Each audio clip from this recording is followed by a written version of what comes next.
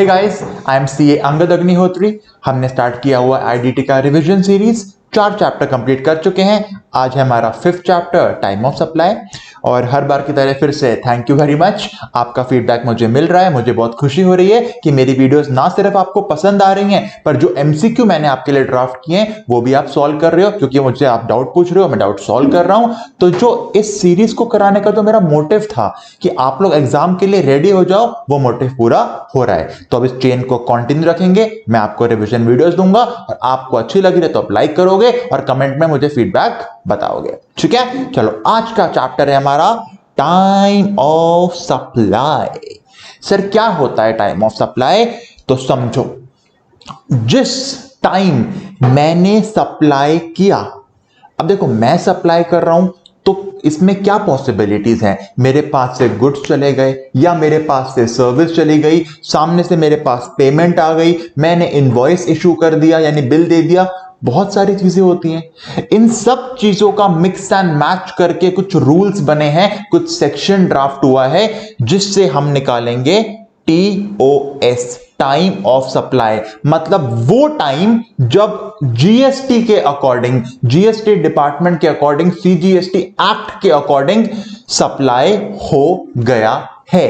क्योंकि जब time of supply fix हो जाएगा, ठीक है, ये वो डेट है जब एक्ट के अकॉर्डिंग सप्लाई हो गया है, उसके नेक्स्ट मंथ के 20th तक गवर्नमेंट को जीएसटी पे करना होगा, जीएसटीआर 3 भी फाइल करनी होगी, एंड उस मंथ के 11th तक जीएसटीआर 1 आउटवर्ड सप्लाई वाली रिटर्न फाइल करनी होगी। यानी कि जिस दिन ये डेट, ये टाइम ऑफ सप्लाई फिक्स होगा, वही तो इंपॉर्टेंट चीज है। क्योंकि जिस दिन टाइम ऑफ सप्लाई फिक्स हुआ उसके नेक्स्ट मंथ के 11 तक जीएसटीआर 1 फाइल होनी है, एंड 20th तक जीएसटी पे होते होते जीएसटीआर 3 भी फाइल होनी है। यानी ये टाइम ऑफ सप्लाई फिक्स करना जरूरी है। और जब टाइम ऑफ सप्लाई फिक्स करना चाहते थे तो जीएसटी डिपार्टमेंट को लगा या टाइम ऑफ सप्लाई फिक्स करना है, ये देखना है कि सप्लाई कब हो चुकी है। तो उसके कुछ फैक्टर्स थे कि गुड्स एंड सर्विसेज कब डिलीवर हो गए या सर्विस कब कंप्लीट हो गई, पेमेंट कब मिल गई सप्लायर को, या फिर इनवॉइस कब दिया सप्लायर ने। अब इन डेट्स में अगर हम घूमेंगे या एक चीज सोचेंगे तो पता लगेगा यार, सप्लाई फिक्स करने के लिए 2 चीजें मेन है। एक तो इनवॉइस कब इशू हो रहा है, दूसरा सप्लायर को पेमेंट कब मिल रही है। अब इनवॉइस कब इशू हो रहा है, अगर इस बेस से टाइम ऑफ सप्लाई पे फर्क पड़ता सिर्फ इनवॉइस की डेट से, तो ये तो लूप होल बन जाता। क्योंकि सप्लायर को पता है जब मैं इनवॉइस इशू करूंगा वो मेरा बनेगा टाइम ऑफ सप्लाई, और उसके अगले महीने मुझे जीएसटी गवर्नमेंट को डिपॉजिट करना है, तो सप्लायर इनवॉइस को लेट करता जाएगा, है ना। अगर उसके हाथ में बिल इशू करना तो वो आज नहीं, कल नहीं, परसों नहीं, एक हफ्ते बाद नहीं, एक महीने बाद बिल इशू करेगा, इनवॉइस इशू करेगा। तो यहां पे गवर्नमेंट को टाइम ऑफ सप्लाई फिक्स करने के लिए पहले इनवॉइस कब तक इशू करना है वो फिक्स करना पड़ गया, वो भी हम पढ़ेंगे। यानी इनवॉइस कब इशू करोगे वो डेट भी इंपॉर्टेंट है। और ऐसे ही अब बात करते हैं पेमेंट की, कि सप्लायर को पेमेंट कब मिल रही है। इसमें भी लूपहोल बन सकते थे कि अगर कैश में पेमेंट आ रही है तो सप्लायर कहेगा पेमेंट मुझे आज नहीं 10 दिन के बाद मिली है, अपनी बुक्स में वो 10 दिन बाद की एंट्री कर देगा। यानी गवर्नमेंट को पेमेंट की भी डेट फिक्स करनी पड़ गई। यानी कि टाइम ऑफ सप्लाई पढ़ने से पहले यह पढ़ना पड़ेगा कि इनवॉइस इशू करने की डेट्स क्या हैं। क्योंकि जब इनवॉइस इशू करने की डेट पता लगेगी, पेमेंट कब रिसीव हो गई है वो डेट पता लगेगी, जब इनवॉइस और पेमेंट ये 2 डेट फाइनल हो जाएंगी, उसके बाद उनको यूज करके टाइम ऑफ सप्लाई निकाल पाएंगे। लॉजिक समझ आया? पढ़ना है टाइम ऑफ सप्लाई, पर पहले जाना पड़ेगा इनवॉइस की डेट्स के ऊपर, क्योंकि इनवॉइस फिक्स होगा तो ही टाइम ऑफ सप्लाई पे आ पाएंगे। तो चलो हम चलते हैं सीधा सेक्शन नंबर 31 के ऊपर। ये कुछ डेफिनेशंस हैं ऊपर, सप्लायर कौन होता है, रेसिपिएंट कौन होता है, ऑलरेडी कवर करा चुका हूं आपको। हम चलते हैं सीधा सेक्शन नंबर 31 पे।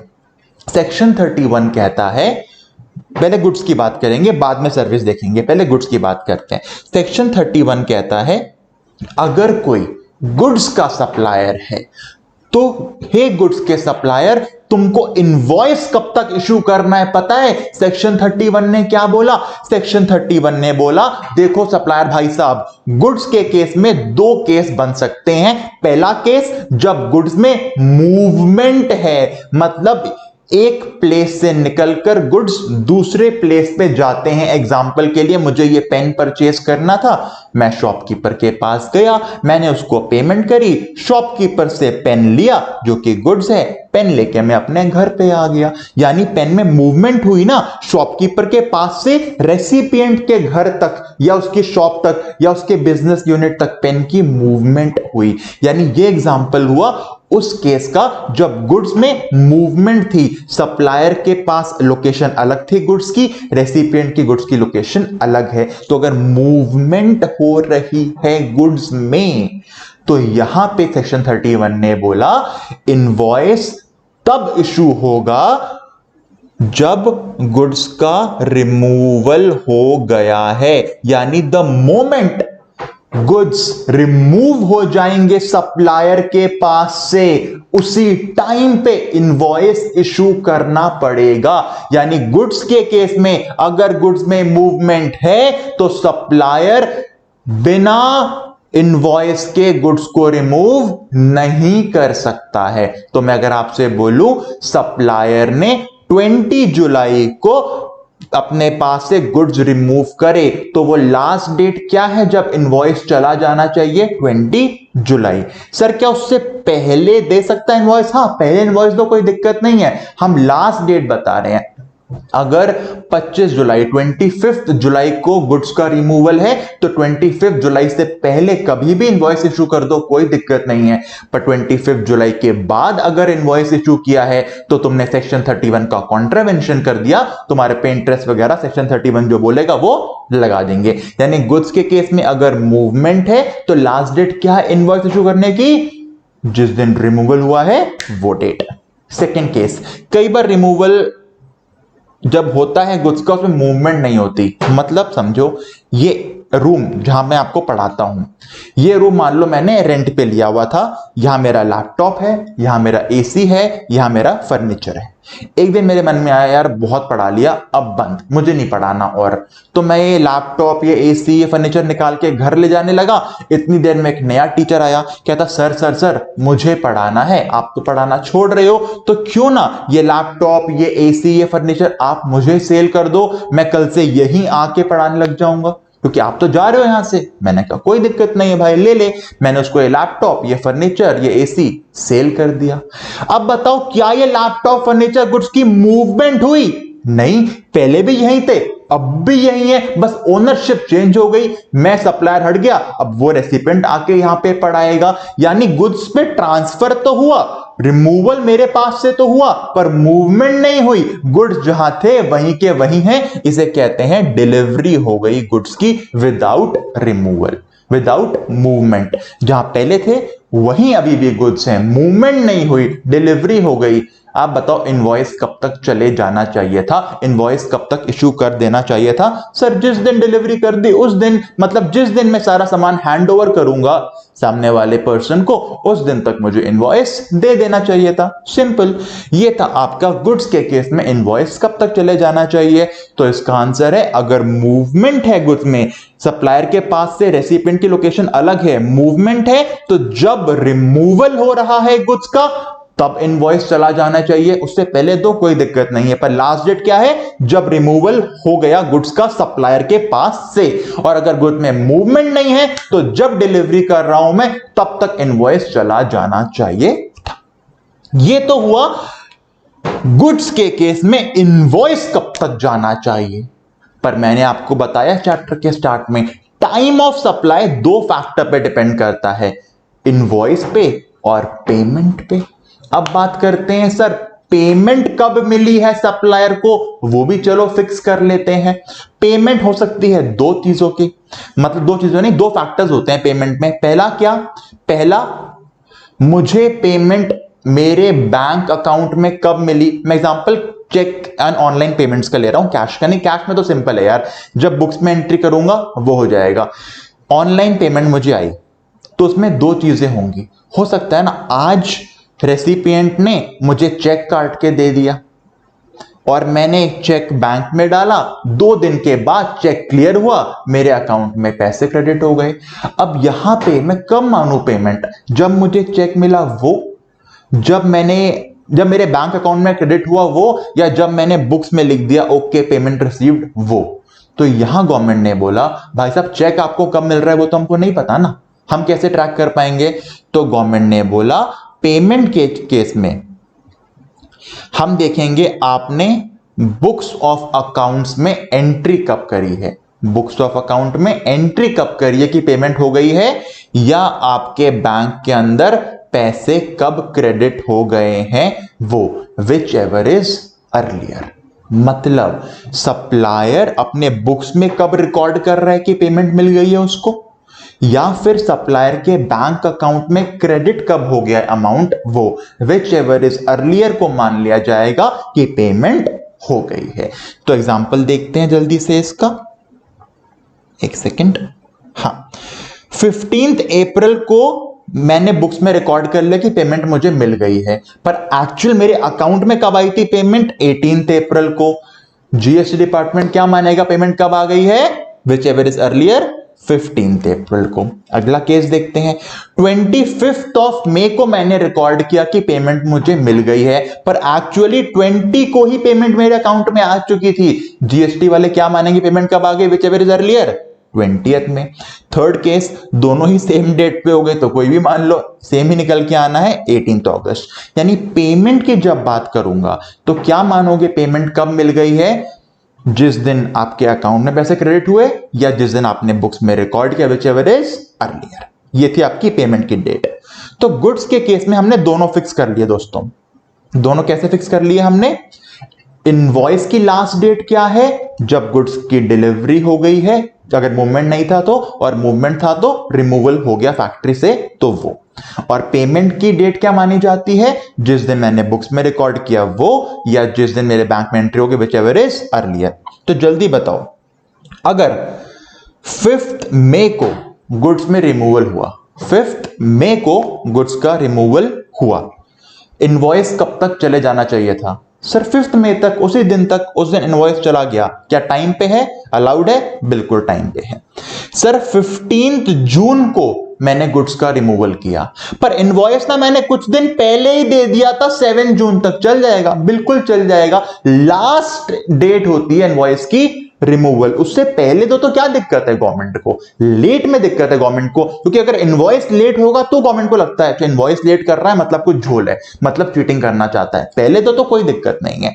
15 को गुड्स रिमूव हुए तो 15 जून तक इनवॉइस दे सकता था, उसने पहले 7 जून को ही दे दिया, बिल्कुल अलाउड है।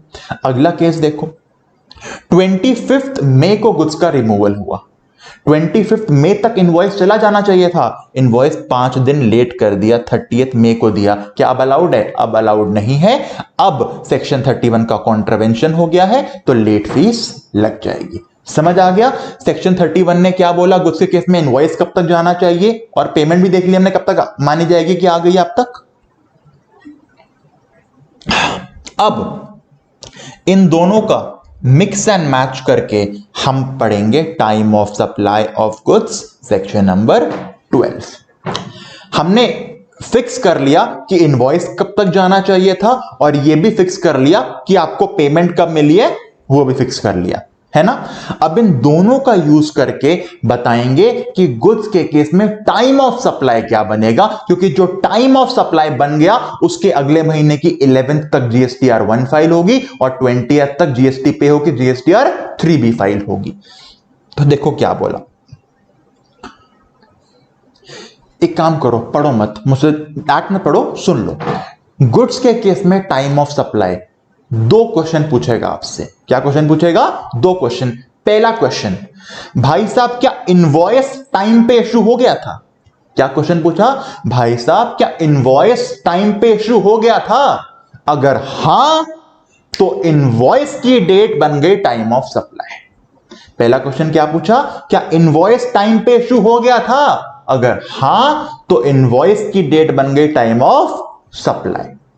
सेकंड क्वेश्चन आपसे पूछा जाएगा, भाई साहब क्या इनवॉइस टाइम पे इशू नहीं हुआ था? मैंने कहा नहीं, लेट हो गया था इनवॉइस।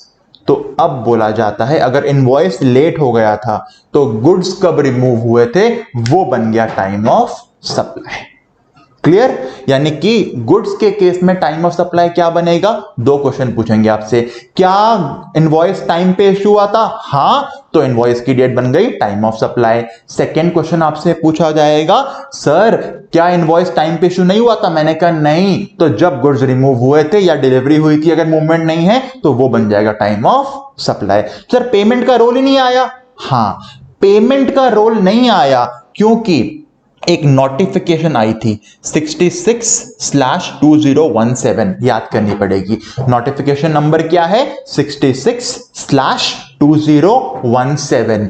इस नोटिफिकेशन ने बोला था गुड्स के केस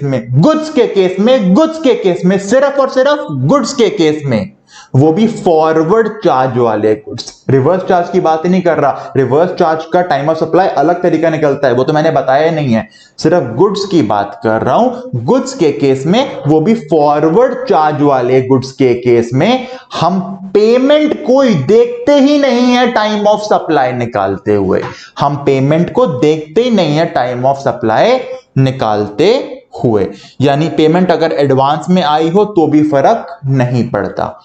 यानी कि एमसीक्यू बनता है, नोटिफिकेशन 66/2017 क्या बोलती है? ये बोलती है गुड्स के केस में, वो भी सिर्फ फॉरवर्ड चार्ज वाले, ये नॉर्मल चार्ज वाले गुड्स में, अगर पेमेंट एडवांस में आई हो या बाद में आई हो या कभी भी आई हो, पेमेंट से मतलब ही नहीं है। नॉर्मल वाला फॉरवर्ड चार्ज वाले गुड्स के केस में टाइम ऑफ सप्लाई क्या बनता है? इनवॉइस के बेस पे। इनवॉइस टाइम पे गया तो इनवॉइस की डेट बन गई टाइम ऑफ सप्लाई। इनवॉइस अगर लेट हो गया तो रिमूवल की डेट या डिलीवरी की डेट, अगर मूवमेंट नहीं थी गुड्स में, तो वो बन गया टाइम ऑफ सप्लाई। पेमेंट से लेना देना नहीं है। ठीक है सर, बढ़िया है। आओ क्वेश्चन दिखाता हूं मैं आपको। मुझे बताओ, कह रहा टाइम ऑफ सप्लाई निकाल के दो। डेट ऑफ रिमूवल दे रखी है, डेट ऑफ इनवॉइस दे रखा है, डेट ऑफ पेमेंट दे रखी है। पहले बताओ डेट ऑफ पेमेंट काम की है गुड्स के केस में? बिल्कुल काम की नहीं है। लो ये कॉलम काट देते हैं, ये कॉलम हमको दिखना ही नहीं है क्योंकि गुड्स के केस में डेट ऑफ पेमेंट का कोई लेना देना नहीं होता। बिल्कुल ठीक, ओके। रिमूवल हुआ है 20 अक्टूबर को। इनवॉइस कब तक जाना चाहिए था? 20 अक्टूबर तक ही। इनवॉइस चला गया 10 दिन पहले ही चला गया।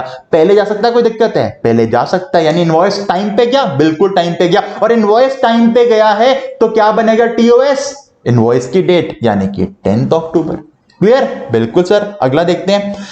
20 अक्टूबर को रिमूवल हुआ तो 20 तक ही इनवॉइस जाना चाहिए था। इनवॉइस 20 को ही चला गया, बिल्कुल ठीक। इनवॉइस टाइम पे गया तो टीओएस क्या बनेगा? इनवॉइस की डेट, बिल्कुल ठीक। अगला 20 अक्टूबर को रिमूवल हुआ पर इनवॉइस लेट हो गया, 25 को गया इनवॉइस। अब अगर इनवॉइस लेट हो गया तो टीओएस क्या बनेगा? रिमूवल की डेट, यानी कि 20 अक्टूबर। अगला 15 अप्रैल को रिमूवल हुआ। इनवॉइस 15 अप्रैल तक चले जाना चाहिए था, इनवॉइस पहले ही चला गया 5 अप्रैल को। इनवॉइस टाइम पे गया है तो क्या बनेगा? टीओएस, इनवॉइस की डेट, यानी कि 5 अप्रैल। अगला केस देखो, 6 अगस्त को रिमूवल किया, उस दिन तक इनवॉइस चला जाना चाहिए था, उसी दिन इनवॉइस चला गया, यानी इनवॉइस टाइम पे है तो टीओएस क्या बनेगा? इनवॉइस की डेट, बिल्कुल। अगला देखो, 23 जुलाई को रिमूवल हुआ गुड्स का। 23 जुलाई तक इनवॉइस चला जाना चाहिए था पर इनवॉइस लेट हो गया, 15 अगस्त को इनवॉइस गया। अब इनवॉइस लेट हो गया तो टीओएस क्या बनता है? रिमूवल की डेट, यानी कि 23 जुलाई।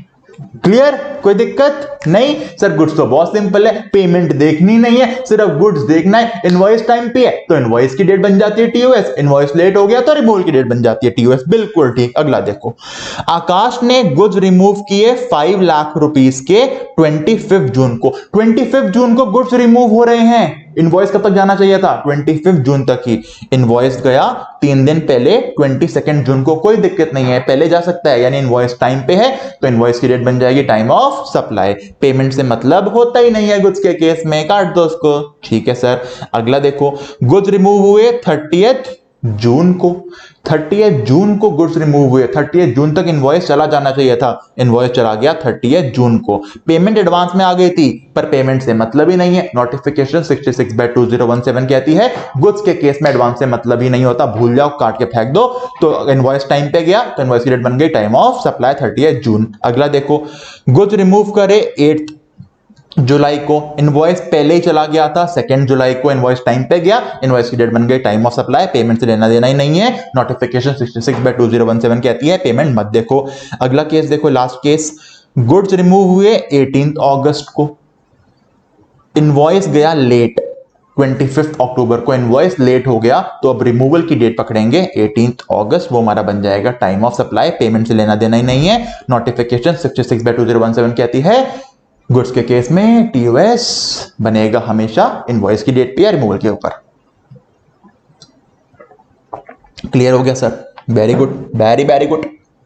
ये तो हो गया गुड्स का नॉर्मल केस। अब चलते हैं रिवर्स चार्ज के केस में।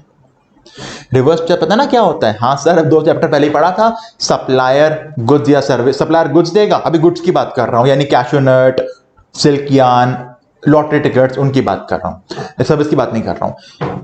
सप्लायर ने गुड्स दे दिए, रिवर्स चार्ज में जो रेसिपिएंट है, जो गुड्स रिसीव कर रहा है, वही गवर्नमेंट को जाके जीएसटी देगा। बिल्कुल ठीक सर। तो मुझे एक बात बताओ, जब रेसिपिएंट सामने वाला बंदा जिसको मैं गुड्स दे रहा हूं वो गवर्नमेंट को जीएसटी पे करेगा, तो टाइम ऑफ सप्लाई कौन निकालेगा, सप्लायर या रेसिपिएंट? दोबारा सुनो, रिवर्स चार्ज के केस में मैं सप्लायर हूं, मैंने सिल्क यार्न रेसिपिएंट को दे दिया, क्योंकि रिवर्स चार्ज लगता है सिल्क यार्न पे, अब रेसिपिएंट गवर्नमेंट को जीएसटी देगा, तो मुझे जल्दी से बताओ टाइम ऑफ सप्लाई कौन निकालेगा, सप्लायर या रेसिपिएंट? सर रेसिपिएंट निकालेगा, जिसको गवर्नमेंट को जीएसटी देना है वही तो टाइम ऑफ सप्लाई निकालेगा सर। बिल्कुल ठीक, टाइम ऑफ सप्लाई रेसिपिएंट निकालेगा। तो अब सप्लायर के एंगल से नहीं, रेसिपिएंट के एंगल से सोचेंगे हम लोग। आ जाओ, रेसिपिएंट के एंगल से मैं एक ट्रिक बताऊं, ट्रिक। रिवर्स चार्ज के केस में दिमाग लगाओ ही मत, रिवर्स चार्ज के केस में दिमाग लगाओ ही मत। मैं 4 डेट्स बताऊंगा, कितनी? 4 dates, whichever is earlier कर लो, काम खत्म। मैं रिवर्स चार्ज गुड्स के केस में 4 डेट्स बताऊंगा, विच एवर इज अर्लियर कर लो, काम खत्म। लॉजिक के पीछे नहीं जाएंगे, इसके ऊपर हमें पास होना है ना, रिवीजन है ना, लॉजिक के पीछे नहीं। 4 डेट्स बताऊंगा रिवर्स चार्ज ऑफ गुड्स के केस में, विच एवर इज अर्लियर, काम खत्म। सर 4 डेट्स कौन सी हैं?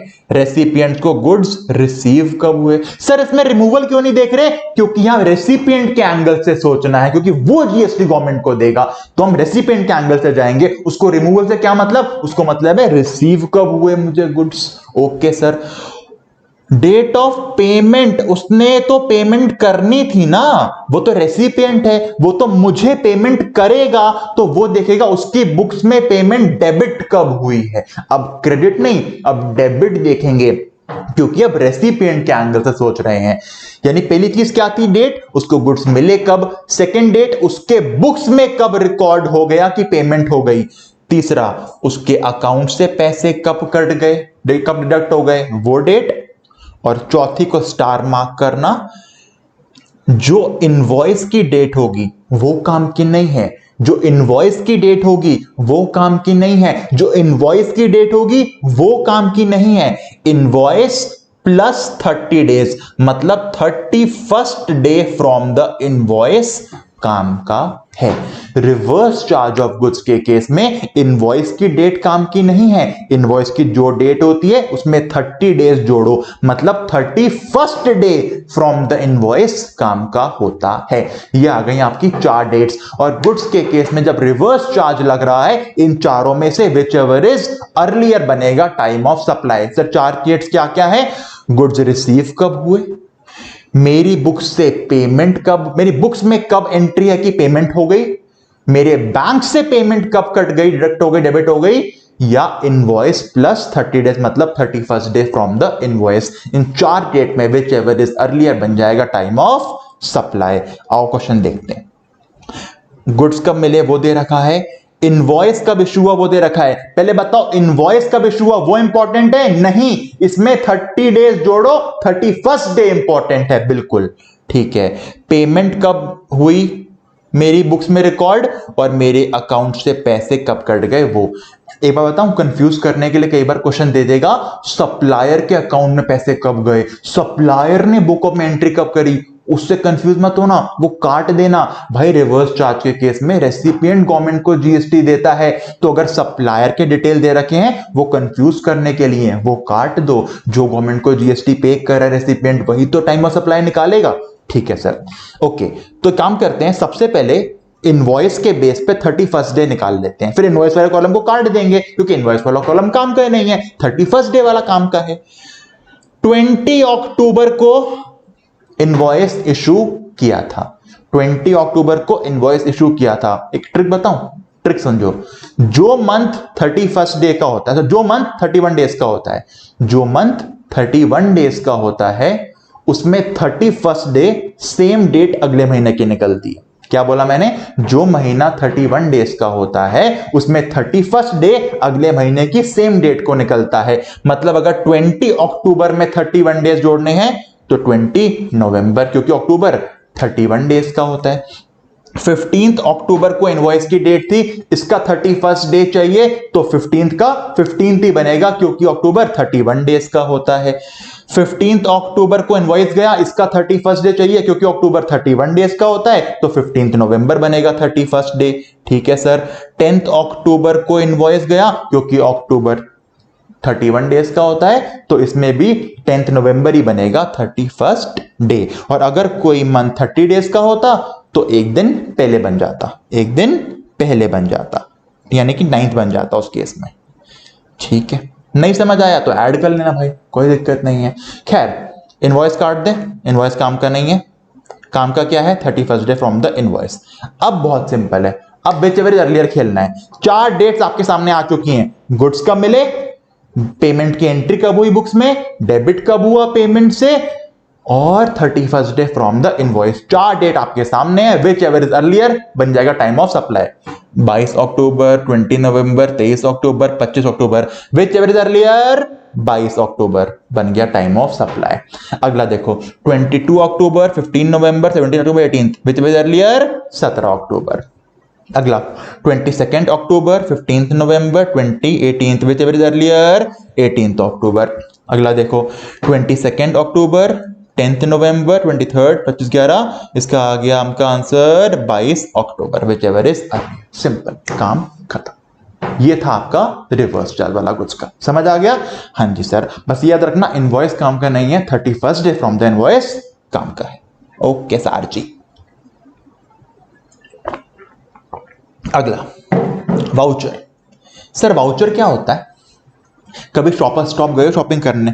हाँ सर गए हैं शॉपर स्टॉप में, स्कीम लगी होती है 10,000 की शॉपिंग करो तो 2,000 का वाउचर आपको देंगे। ये होता है वाउचर, गिफ्ट कूपन, उसे वाउचर कहते हैं। अब वाउचर 2 तरह का हो सकता है।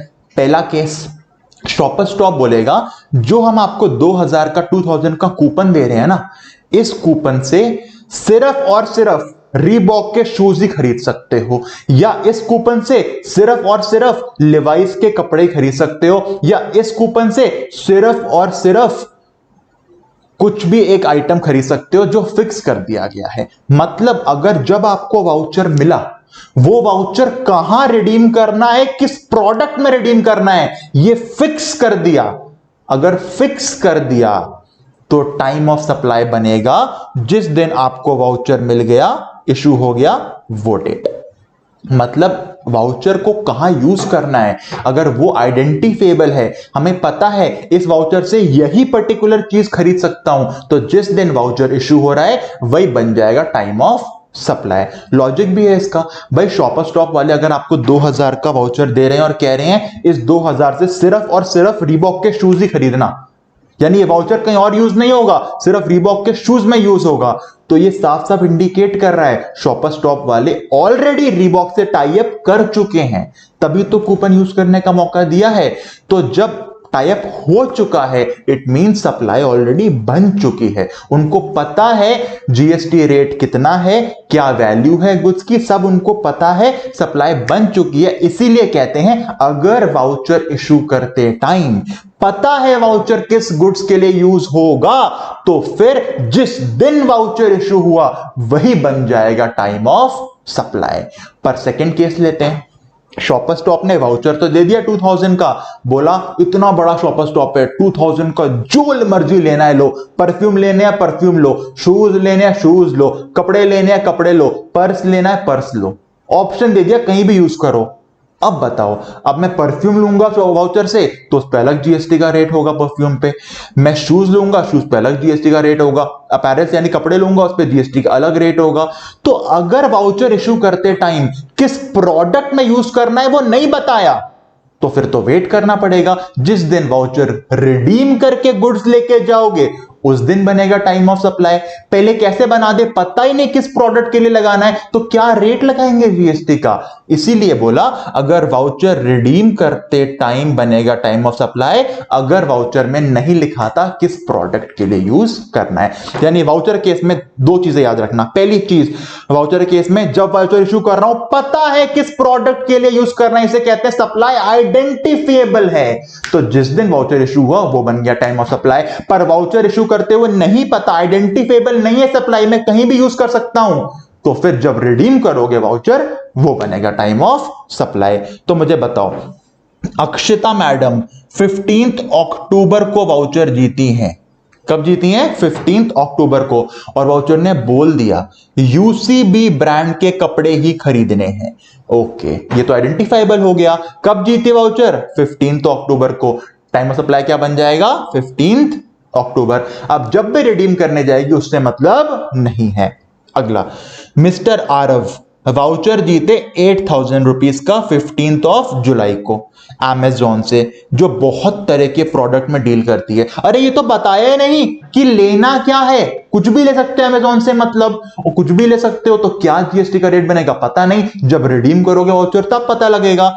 कब रिडीम करना है 30 सितंबर को, तो 30 सितंबर बन जाएगा वाउचर के रिडम्पशन का डेट। सर यहां पे ये तो बताया ही नहीं कि कब रिडीम किया, नहीं बताया तो हमने अज्यूम कर लिया कि लास्ट डे पे रिडीम किया होगा, पर अगर रिडम्पशन की डेट देता तो जिस दिन रिडीम किया होता वो बन जाता टाइम ऑफ सप्लाई। क्लियर हो गया वाउचर, तीन केस हो गए, गुड्स का हो गया, रिवर्स चार्ज का हो गया, वाउचर का हो गया। गुड्स के केस में फॉरवर्ड चार्ज में क्या था टीओएस, इनवॉइस टाइम पे है तो इनवॉइस की डेट, इनवॉइस लेट हो गया तो रिमूवल की date. Reverse charge of goods में रेसिपिएंट के एंगल से बनाना है टीओएस, चार्ज डेट में व्हिचएवर इज अर्लियर, गुड्स कब रिसीव हुए वो, पेमेंट की एंट्री कब कर दी बुक्स में वो, पेमेंट डेबिट कब हो गई बैंक से वो, या फिर इनवॉइस प्लस 31 डेज। वाउचर के केस में क्या बोला, issue date of issue voucher लेंगे अगर सप्लाई आइडेंटिफिएबल है, डेट ऑफ रिडम्पशन वाउचर लेंगे सप्लाई आइडेंटिफिएबल नहीं है तो। एक होता है रेजिडुअल केस, इतना काम का नहीं है। रेजिडुअल केस क्या आता है कि जीएसटी डिपार्टमेंट ने जब कभी आपको फ्यूचर में पकड़ लिया कि आपने चीटिंग करी हुई थी, ना इनवॉइस मिल रहा है ना पेमेंट कब मिल रही है कुछ पता है, कुछ नहीं पता लग रहा, ये केस ही ऐसा है कि जब कुछ भी पता नहीं लग पा रहा कि कैसे बनाए टाइम ऑफ सप्लाई, तो ऐसे केस में गवर्नमेंट कहती है जब आपको रिटर्न फाइल करनी थी तो जो रिटर्न की डेट है जब फाइल हुई है वो बन जाएगा टाइम ऑफ सप्लाई, और अगर रिटर्न भी फाइल नहीं करनी थी तो जिस दिन टैक्स पे किया होगा वो बन जाएगा टाइम ऑफ सप्लाई। सर समझ नहीं आया, छोड़ दो ना, काम का है भी नहीं, बस याद रखो अगर एमसीक्यू बन जाए, सिर्फ एमसीक्यू बन सकता है इसके ऊपर कि कुछ भी पॉसिबल नहीं हो पा रहा कि कब बने टाइम ऑफ सप्लाई, तो जिस दिन रिटर्न फाइल करी होगी वो डेट या जिस दिन पेमेंट करी होगी वो डेट, खत्म, बन जाएगा टीओएस। इस पॉइंट के डीप में नहीं जाएंगे। हाँ, अगला पॉइंट देखते हैं, इंटरेस्ट लेट फीस, ये क्या होता है समझो। मैंने किसी को एक लैपटॉप सेल किया, क्रेडिट सेल करी, उधार पे सेल करी, लैपटॉप मैंने सेल किया 1 लाख रुपीस का। आज मैंने किसी को लैपटॉप सेल किया, आज मान लेते हैं 25 जुलाई, 25 जुलाई को मैंने लैपटॉप सेल किया क्रेडिट पे। मुझे पेमेंट आए ना आए फर्क पड़ता है? बिल्कुल फर्क नहीं पड़ता सर। गुड्स के केस में देख चुके हैं, जिस दिन रिमूवल हुआ आपके पास से लैपटॉप गया उस दिन बन जाएगा टाइम ऑफ सप्लाई, इनवॉइस दो या ना दो। इनवॉइस आज दिया तो आज टीओएस बन जाएगा, इनवॉइस कल करूंगा तो रिमूवल आज हो गया, आज टीओएस बन जाएगा। अभी देखा ना, रिमूव हो गया तो बन गया टीओएस, 1 लाख का टीओएस तो बन गया। इस पे जीएसटी गवर्नमेंट को मुझे खुद अपनी पॉकेट से देना पड़ेगा। मैंने सामने वाले को बोला था भाई 3 महीने पेमेंट कर दियो, वो लेट हो गया, वो 4 महीने के बाद पेमेंट करने आया, मैं उसे इंटरेस्ट चार्ज करूंगा। जब मैं उससे 4 महीने बाद इंटरेस्ट चार्ज करूंगा, गवर्नमेंट आ जाएगी भाई साहब अभी तक 1 लाख के ऊपर जीएसटी डिपार्टमेंट को जीएसटी मिला है। जो इंटरेस्ट चार्ज कर रहे हो क्योंकि उसने लेट पेमेंट करी है आपको, उस इंटरेस्ट का भी तो जीएसटी जाएगा। मैंने कहा उसका भी जाना चाहिए। तो अब लॉजिक से बताओ, जो इंटरेस्ट मुझे मिल रहा है लेट पेमेंट का, उसका जीएसटी कब तक डिपॉजिट होना, उसका टीयूएस क्या बनना चाहिए? जिस दिन मुझे इंटरेस्ट मिला वो। क्योंकि मैं पहले कैसे बता सकता हूं कि पेमेंट लेट ही करेगा मुझे या कब पेमेंट करेगा मुझे? तो अगर कोई लेट फीस है या इंटरेस्ट ऑन लेट पेमेंट है, जब आपको मिलता है, जिस दिन सप्लायर को मिलता है उस दिन वो बन जाता है टाइम ऑफ सप्लाई। यानी हमारे एग्जांपल केस में अगर 1 लाख का लैपटॉप था जो मैंने 25 जुलाई को सेल किया, तो 1 लाख का टीयूएस क्या बन गया? 25 जुलाई। पर क्योंकि लेट पेमेंट हुई, उसने मुझे 1,05,000 पे करे 4 महीने के बाद। 1 लाख का जीएसटी ऑलरेडी जा चुका है गवर्नमेंट के पास। जो 5,000 लेट इंटरेस्ट है, इस 5,000 का टीयूएस क्या बनेगा? जब मुझे मिला वो डेट। क्लियर? ठीक है, ओके सर। सर्विस बाद में देखेंगे। अब चलते हैं continuous supply of goods. Sir continuous supply of goods क्या होती है अभी बताता हूं। आजा आजा आजा, देखो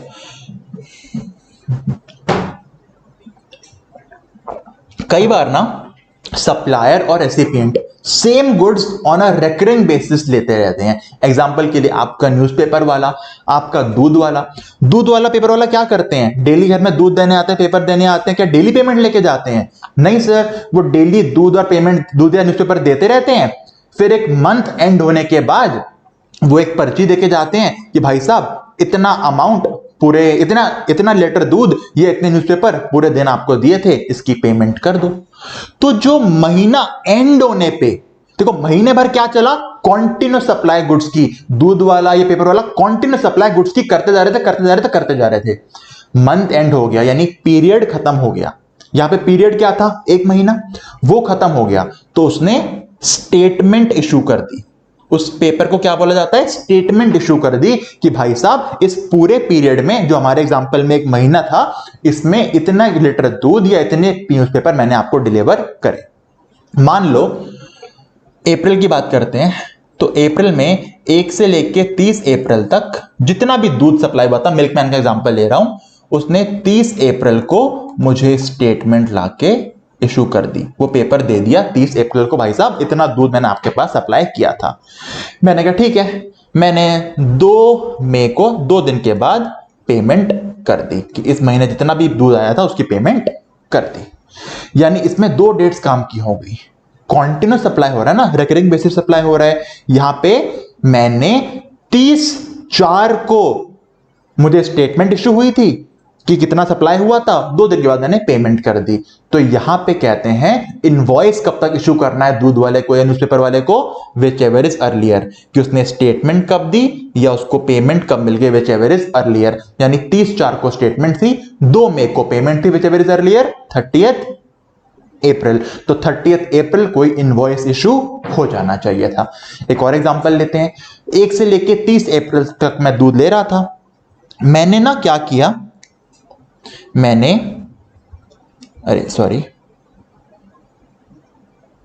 कहां गया, मैंने 30th का वेट ही नहीं किया। मुझे सैलरी मिल गई मान लो जल्दी, तो मैंने 28 अप्रैल को ही उसको बोला भाई साहब मैं और वेट नहीं कर रहा, एक काम करो पूरे महीने के पैसे 28 तारीख को ही ले लो। 28 अप्रैल को ही मैंने उसको पेमेंट कर दी। उसने बोला भाई साहब अभी तो मैंने आपका हिसाब नहीं बना रखा, मैं कल आके हिसाब बना के जाता हूं। वो कल नहीं आया, वो 30 अप्रैल को आया, स्टेटमेंट इशू कर गया। पेमेंट मैं 28 तारीख को ही कर चुका हूं। तो यहां पे कहते हैं टाइम ऑफ सप्लाई बनेगा जिस दिन उसने स्टेटमेंट दी या जिस दिन उसको पेमेंट मिल गई, विच एवर इज अर्लियर। तो इस केस में पेमेंट कब आ गई? 28 को। तो इनवॉइस भी कब दे देना चाहिए था? 28 अप्रैल को। यानी कि कॉन्टिन्यूअस सप्लाई के केस में वो स्टेटमेंट कब इशू कर रहा है, पूरे पीरियड में कितनी सप्लाई करी है उसकी, या उस पीरियड की पेमेंट कब मिल रही है उसको, विच एवर इज अर्लियर। जो पहले हो गया उस दिन बन जाएगा टाइम ऑफ सप्लाई। ठीक है, सॉरी उस दिन हो जाएगा इशू, सॉरी मैं गलत कह गया, उस दिन हो जाएगा इशू इनवॉइस। यानी इनवॉइस कब इशू होता है कॉन्टिन्यूअस सप्लाई ऑफ गुड्स में? स्टेटमेंट कब हुई या पेमेंट कब रिसीव हुई, विच एवर इज अर्लियर। ठीक है, अब बताओ टाइम ऑफ सप्लाई कैसे निकालेंगे? Simple, whichever is early का formula. Continuous supply of goods के केस में टाइम ऑफ सप्लाई क्या बनता है, देखो इनवॉइस कब दिया, स्टेटमेंट कब इश्यू हुई, या पेमेंट कब मिली, विच एवर इज अर्लियर। दिमाग लगाना ही नहीं है, जैसे आरसीएम वाला केस था बिल्कुल ऐसा ही केस है। कॉन्टिन्यूस सप्लाई ऑफ गुड्स के केस में टीयूएस क्या बनेगा, which ever is earlier. Invoice कब हुआ, इनवॉइस कब इशू हुआ, स्टेटमेंट कब मिली, पेमेंट कब आई, विच एवर इज अर्लियर। आओ क्वेश्चन देखो, एबी ऑयल कॉर्पोरेशन ने कॉन्ट्रैक्ट किया मिस्टर बी के साथ कि हम आपको ऑयल इशू करेंगे थ्रू आउट द ईयर। अब पूरे साल अगर इशू हो रहा है ऑयल, मतलब कॉन्टिन्यूस सप्लाई बन गई। अब मैं बताऊं गुड्स के केस में कॉन्टिन्यूस सप्लाई कब बनती है, देखो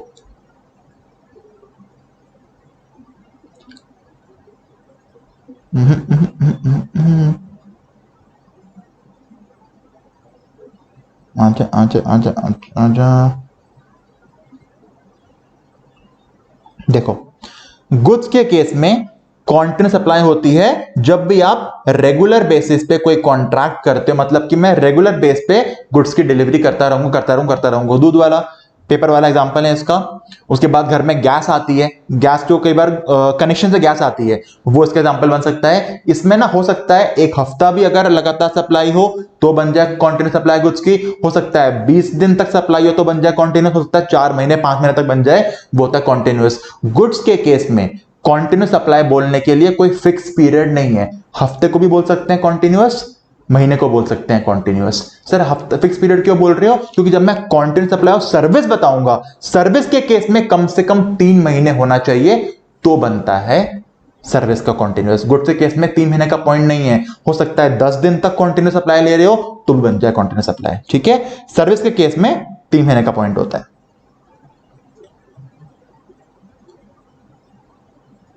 क्वेश्चन पे आते हैं। टाइम ऑफ सप्लाई तो सिंपल है, टाइम ऑफ सप्लाई कहता है कॉन्टिन्यूस सप्लाई है गुड्स का तो 3 डेट में विच एवर इज अर्लियर कर दो। कौन सी 3 डेट्स हैं, इनवॉइस कब गया, स्टेटमेंट कब गई, पेमेंट कब गई। तो यहां पे देखो ऑयल सप्लाई करना था पूरे 1 साल तक तो बन गया कॉन्टिन्यूस। ऑयल कॉर्पोरेशन ने मंथली स्टेटमेंट इशू करी है, ठीक है। और 2 केस देखते हैं। पहला केस, मिस्टर बी ने पेमेंट कर दी 31 जुलाई को, इनवॉइस नहीं आया, स्टेटमेंट इशू हो गई 8 अगस्त को। इनवॉइस की डेट दे ही नहीं रखी, कोई बात नहीं भूल जाओ, सिंपल 2 डेट दे रखी, 31 जुलाई 8 अगस्त, विच एवर इज अर्लियर। हमको क्या देखना था, इनवॉइस की डेट, स्टेटमेंट की डेट, पेमेंट की date, whichever is earlier. तो 31 जुलाई 8 अगस्त पहले क्या आता है, 31 जुलाई। लो जी सिंपल हो गया पॉइंट, ठीक है सर। अगला बताओ, ऑयल कॉर्पोरेशन ने स्टेटमेंट दी 5 सितंबर को, पेमेंट 30 तक भी नहीं आई, कोई दिक्कत नहीं है, स्टेटमेंट तो पहले आ गई ना, invoice statement payment whichever is earlier. Statement 5 सितंबर बन गया टाइम ऑफ सप्लाई, क्लियर, ठीक है सर। अगला एग्जांपल देख लेते हैं।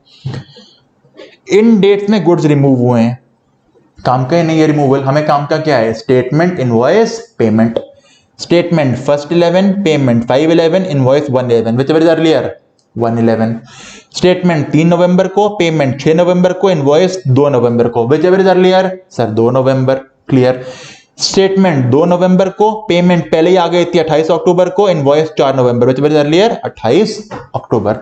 कॉन्टिन्यूस सप्लाई में नोटिफिकेशन 66/2017 मत लगा देना, वो सिर्फ फॉरवर्ड चार्ज ऑफ गुड्स के केस में लगती है, ना रिवर्स चार्ज में लगी थी ना यहां लगेगी, ठीक है। नोट कर लेना वीडियो पॉज करके कि notification 66/2017 continuous supply of goods में नहीं लगती, ना रिवर्स चार्ज गुड्स में लगती है, सिर्फ नॉर्मल केस में लगती है। अच्छा, गुड्स का last case, goods sent on return basis, approval basis. कई बार क्या होता है, गुड्स का मैं रिमूवल तो कर देता हूं पर सप्लाई नहीं बनता। एग्जांपल के लिए मैं यहां पढ़ा रहा था, एक दिन एक कैमरा वाला सेलर आया, उसने बोला सर हमारा कैमरा यूज करो, बहुत अच्छा कैमरा है। मैंने कहा मैं कैमरा ऑलरेडी यूज कर रहा हूं। उसने बोला करो तो हमारा कैमरा यूज, एक काम करो, पीछे पड़ गया मेरे वो, कहता सर एक काम करो, मेरा कैमरा अभी आप रख लो, 10-12 दिन यूज करो, अच्छा लगा तब खरीदना। मैंने कहा ठीक है, दे जा, फ्री में देके जा रहा है। वो कैमरा रख गया, मैंने 10-12 दिन यूज किया, मुझे बढ़िया लगा कैमरा उसका। मैंने 12 दिन के बाद उसे फोन कर, हाँ भाई मुझे कैमरा पसंद है, मैं अपना एक्सेप्टेंस दे रहा हूं, मुझे तेरा कैमरा चाहिए, ये ले तेरी पेमेंट। मैंने पेमेंट कर दी। इसे कहा जाता है good Saint on return basis या अप्रूवल बेसिस। जब वो मुझे कैमरा देने आया तब सप्लाई नहीं हुई थी, क्योंकि मैंने हाँ नहीं बोला था, मैंने एक्सेप्टेंस नहीं दी थी, उसने मेरी एक्सेप्टेंस का वेट किया। तो अगर ऐसे कोई गुड्स हैं जो एक्सेप्ट हो गए तो बिक जाएंगे, नहीं एक्सेप्ट हुए तो वापस आ जाएंगे, इन्हें कहा जाता है good Saint on return basis या अप्रूवल बेसिस, जिसमें रेसिपिएंट की अप्रूवल का वेट होता है। तो इस केस में पहले बताओ इनवॉइस कब तक जाना चाहिए था। सिंपल चीज, जब रेसिपिएंट अप्रूवल दे दे, एक्सेप्टेंस दे दे, उस दिन इनवॉइस जाएगा, क्योंकि जब तक वो एक्सेप्टेंस ही नहीं देगा तब तक सप्लाई नहीं बनेगी। पर यहां तो लूपहोल बन जाता, क्योंकि अगर एक्सेप्टेंस ना मिलने तक इनवॉइस इशू ना करना हो तो टाइम ऑफ सप्लाई तो बहुत डिले हो जाएगा, क्योंकि टाइम ऑफ सप्लाई इनवॉइस पे इशू होता है, मतलब उसके बेस पे बनता है। तो यहां गवर्नमेंट को लगा यार तो लूपहोल बना लेंगे लोग, ये तो कहेंगे सालों सालों तक एक्सेप्टेंस नहीं आ रही और कैश में ट्रांजैक्शन करके जीएसटी बचा लेंगे। तो यहां गवर्नमेंट ने बोला देखो भाई साहब, good Saint on approval basis पे हम मानते हैं कि आपको एक्सेप्टेंस का इंतजार है। अगर एक्सेप्टेंस रिमूवल से 6 महीने में आ गई, अगर एक्सेप्टेंस रेसिपिएंट की साइड से गुड्स रिमूवल के 6 महीने के अंदर आ गई, तो जिस दिन एक्सेप्टेंस आई उस दिन इनवॉइस इशू कर देना। क्या बोला मैंने? गुड्स रिमूवल से 6 महीने के अंदर अंदर अगर एक्सेप्टेंस आ गई रेसिपिएंट की साइड से, तो जब एक्सेप्टेंस आई वो बनेगा आपका इनवॉइस इशू करने की डेट। पर अगर 6 महीने निकल गए, रिमूवल के बाद 6 महीने निकल गए, एक्सेप्टेंस आ ही नहीं रही, अब कोई झोले भाई साहब, गवर्नमेंट कह रही है, तो जब 6 महीने खत्म हो गए वो डेट बन जाएगी आपकी इनवॉइस इशू करने की लास्ट डेट। यानी अगर goods sent on approval basis है तो इनवॉइस कब तक इशू हो जाना चाहिए था? अगर 6 महीने के अंदर एक्सेप्टेंस आ गई तो एक्सेप्टेंस की डेट, एक्सेप्टेंस नहीं आई 6 महीने तक तो जिस दिन रिमूवल से 6 महीने खत्म हो गए वहां तक इनवॉइस चला जाना चाहिए था। ठीक है सर, और टाइम ऑफ इनवॉइस क्या बनेगा? वही सेम, इनवॉइस अगर टाइम पे है तो इनवॉइस की डेट, वरना 6 महीने जब खत्म हो गए वो डेट। आओ क्वेश्चन दिखाता हूं उसका मैं आपको, देखो। रिमूवल हुआ है गुड्स का 1 नवंबर को, कैमरा वाला बंदा 1 नवंबर को मुझे कैमरा देके चला गया कि यूज करो भाई साहब। मैंने 15/11 को एक्सेप्टेंस दे दिया कि हाँ मुझे कैमरा अच्छा लगा, मैं खरीद रहा हूं। जिस दिन मैंने एक्सेप्टेंस दिया, क्या इनवॉइस उसी दिन तक जाना चाहिए था? बिल्कुल जाना चाहिए था, पर इनवॉइस हो गया लेट, 25 को इनवॉइस गया। टाइम ऑफ सप्लाई क्या बोलता है? या तो डेट ऑफ इनवॉइस, या फिर अगर इनवॉइस टाइम पे नहीं है तो जब तक इनवॉइस चले जाना चाहिए था वो। यानी क्या बोला मैंने? अगर इनवॉइस टाइम पे है तो इनवॉइस की डेट, इनवॉइस अगर लेट है तो वो डेट जब इनवॉइस चला जाना चाहिए था। यहां बताओ 15/11 को मैंने एक्सेप्टेंस दे दी, इनवॉइस कब तक जाना चाहिए था? 15/11 तक। इनवॉइस हो गया लेट, तो टीयूएस क्या बनेगा? 15/11, जब तक इनवॉइस चला जाना चाहिए था। पेमेंट मत देखो, पेमेंट देखते नहीं है, क्योंकि चाहे अप्रूवल बेसिस हो, है तो फॉरवर्ड चार्ज ही।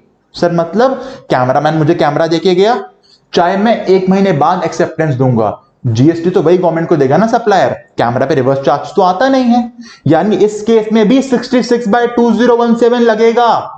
66/2017 कहां नहीं लग रहा था? रिवर्स चार्ज में नहीं लगा था और कॉन्टिन्यूस सप्लाई में नहीं लगा था, ये तो फॉरवर्ड चार्ज ही है, बस एक्सेप्टेंस लेट आ रही है, यहां भी 66/2017 लगेगा। तो पेमेंट की डेट मत देखना, क्या देखना है? एक्सेप्टेंस टाइम पे है, मतलब 6 महीने से अंदर है, तो इनवॉइस की डेट क्या बनेगी? एक्सेप्टेंस की डेट। एक काम करो, कंफ्यूजन हो रहा है, थोड़ा घुमा देता हूं एक बार, तो थोड़ा एक बार क्लियर करता हूं, रुको। देखो पहली चीज, पेमेंट की डेट नहीं देखनी, कोई दिक्कत नहीं है सर, नहीं देखेंगे पेमेंट की डेट। एक्सेप्टेंस टाइम पे है, 6 महीने के अंदर है, तो जब एक्सेप्टेंस हुआ तब इनवॉइस जाना चाहिए था। एक्सेप्टेंस 6 महीने के बाद हो रही है, तो जब 6 महीने खत्म हो गए वहां इनवॉइस जाना चाहिए था। पहले केस में क्या था? गुड्स रिमूव हुए 1 नवंबर को, मैंने 15 दिन के अंदर ही हाँ बोल दिया, मुझे पसंद आ रहा है गुड्स, मुझे चाहिए गुड्स, तो 15/11 को इनवॉइस जाना चाहिए था, इनवॉइस हो गया लेट, तो जब मैंने हाँ बोला था, जिस दिन इनवॉइस जाना चाहिए था वो बन गया टाइम ऑफ सप्लाई 15/11। अगला देखो, 1/11 को गुड्स रिमूव हो गए, मैंने 15/11 को 15 दिन में हाँ बोल दिया, इनवॉइस 15/11 तक जाना चाहिए था, इनवॉइस फिर लेट हो गया, तो टीओएस क्या बनेगा? 15/11। बिल्कुल ठीक। सर पेमेंट तो बंदे ने 12 तारीख को कर दी, एडवांस पेमेंट कर दी, पर गुड्स के केस में फॉरवर्ड चार्ज ही तो है, पेमेंट नहीं देखते, नोटिफिकेशन 66/2017 रोक देती है हमको। ठीक है, तो याद करने का तरीका मिल गया। नोटिफिकेशन 66/2017 कहां लग रही है? गुड्स के फॉरवर्ड चार्ज के केस में और रिटर्न ऑन अप्रूवल बेसिस पे, क्योंकि ये भी तो फॉरवर्ड चार्ज ही है। अगला देखो, 1 अक्टूबर को गुड्स रिमूव हो गए, मैंने एक्सेप्टेंस ही नहीं दी, मैं 15 मई को जाके एक्सेप्टेंस दे रहा हूं। ओहो, तो भाई साहब फंस गए। इनवॉइस कब तक इश्यू हो जाना चाहिए था? 6 महीने तक, अक्टूबर, नवंबर, दिसंबर, जैन, फेब और मार्च। तो 1 अप्रैल को इनवॉइस चला जाना चाहिए था। इनवॉइस आपने लेट भेजा 15 मई को, तो टीओएस क्या बनेगा? 1 अप्रैल 2019। यानी कि ये था आपका goods sent on approval basis. ये कहता है एक्सेप्टेंस 6 महीने में आ गई, तो जब एक्सेप्टेंस आई वहां तक इनवॉइस जाना चाहिए था। एक्सेप्टेंस 6 महीने तक नहीं आई, तो जहां 6 महीने खत्म हो गए रिमूवल से, वहां इनवॉइस जाना चाहिए था। अब टीओएस क्या बनेगा? इनवॉइस टाइम पे गया तो इनवॉइस की डेट बनेगी time of supply, invoice late हो गया तो वो लास्ट डेट जब इनवॉइस चला जाना चाहिए था, यानी कि ड्यू डेट, वो बनेगी टाइम ऑफ सप्लाई। पेमेंट से लेना देना नहीं है, क्योंकि नोटिफिकेशन 66/2017 रोक देती है। ये थे आपके सारे गुड्स के केस। सर सब कुछ घूम गया, क्या करूं? आओ चार्ट दिखाता हूं। कुछ नहीं घूमेगा बच्चे, टेंशन ना लो, हमारे होते हुए कुछ नहीं घूमने देंगे तुम्हारे माइंड के अंदर हम। सेक्शन 12, ये देखो,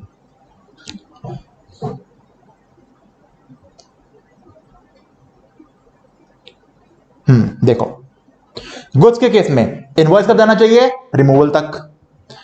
टीयूएस क्या बनेगा? टाइम ऑफ सप्लाई क्या बनेगा? डेट ऑफ इनवॉइस या वो रिमूवल की डेट। यानी इनवॉइस टाइम पे है तो इनवॉइस की डेट, इनवॉइस लेट हो गया तो रिमूवल की डेट। क्लियर? और नोटिफिकेशन 66/2017 लग जाती है, वो कहती है पेमेंट देखनी नहीं है। ठीक है। गुड्स के केस में, रिवर्स चार्ज के केस में क्या करना है? सर रेसिपिएंट के एंगल से देखना है, charge date whichever is earlier. Goods कब रिसीव हुए, पेमेंट कब डेबिट हुई मेरे अकाउंट से, पेमेंट मैंने बुक्स में कब दिखाई कि हो गई है, और इनवॉइस प्लस 30 डेज यानी 31st day which ever is earlier बन जाएगा मेरे गुड्स का time of supply under reverse charge. ठीक है सर जी। वाउचर के केस में क्या होता है?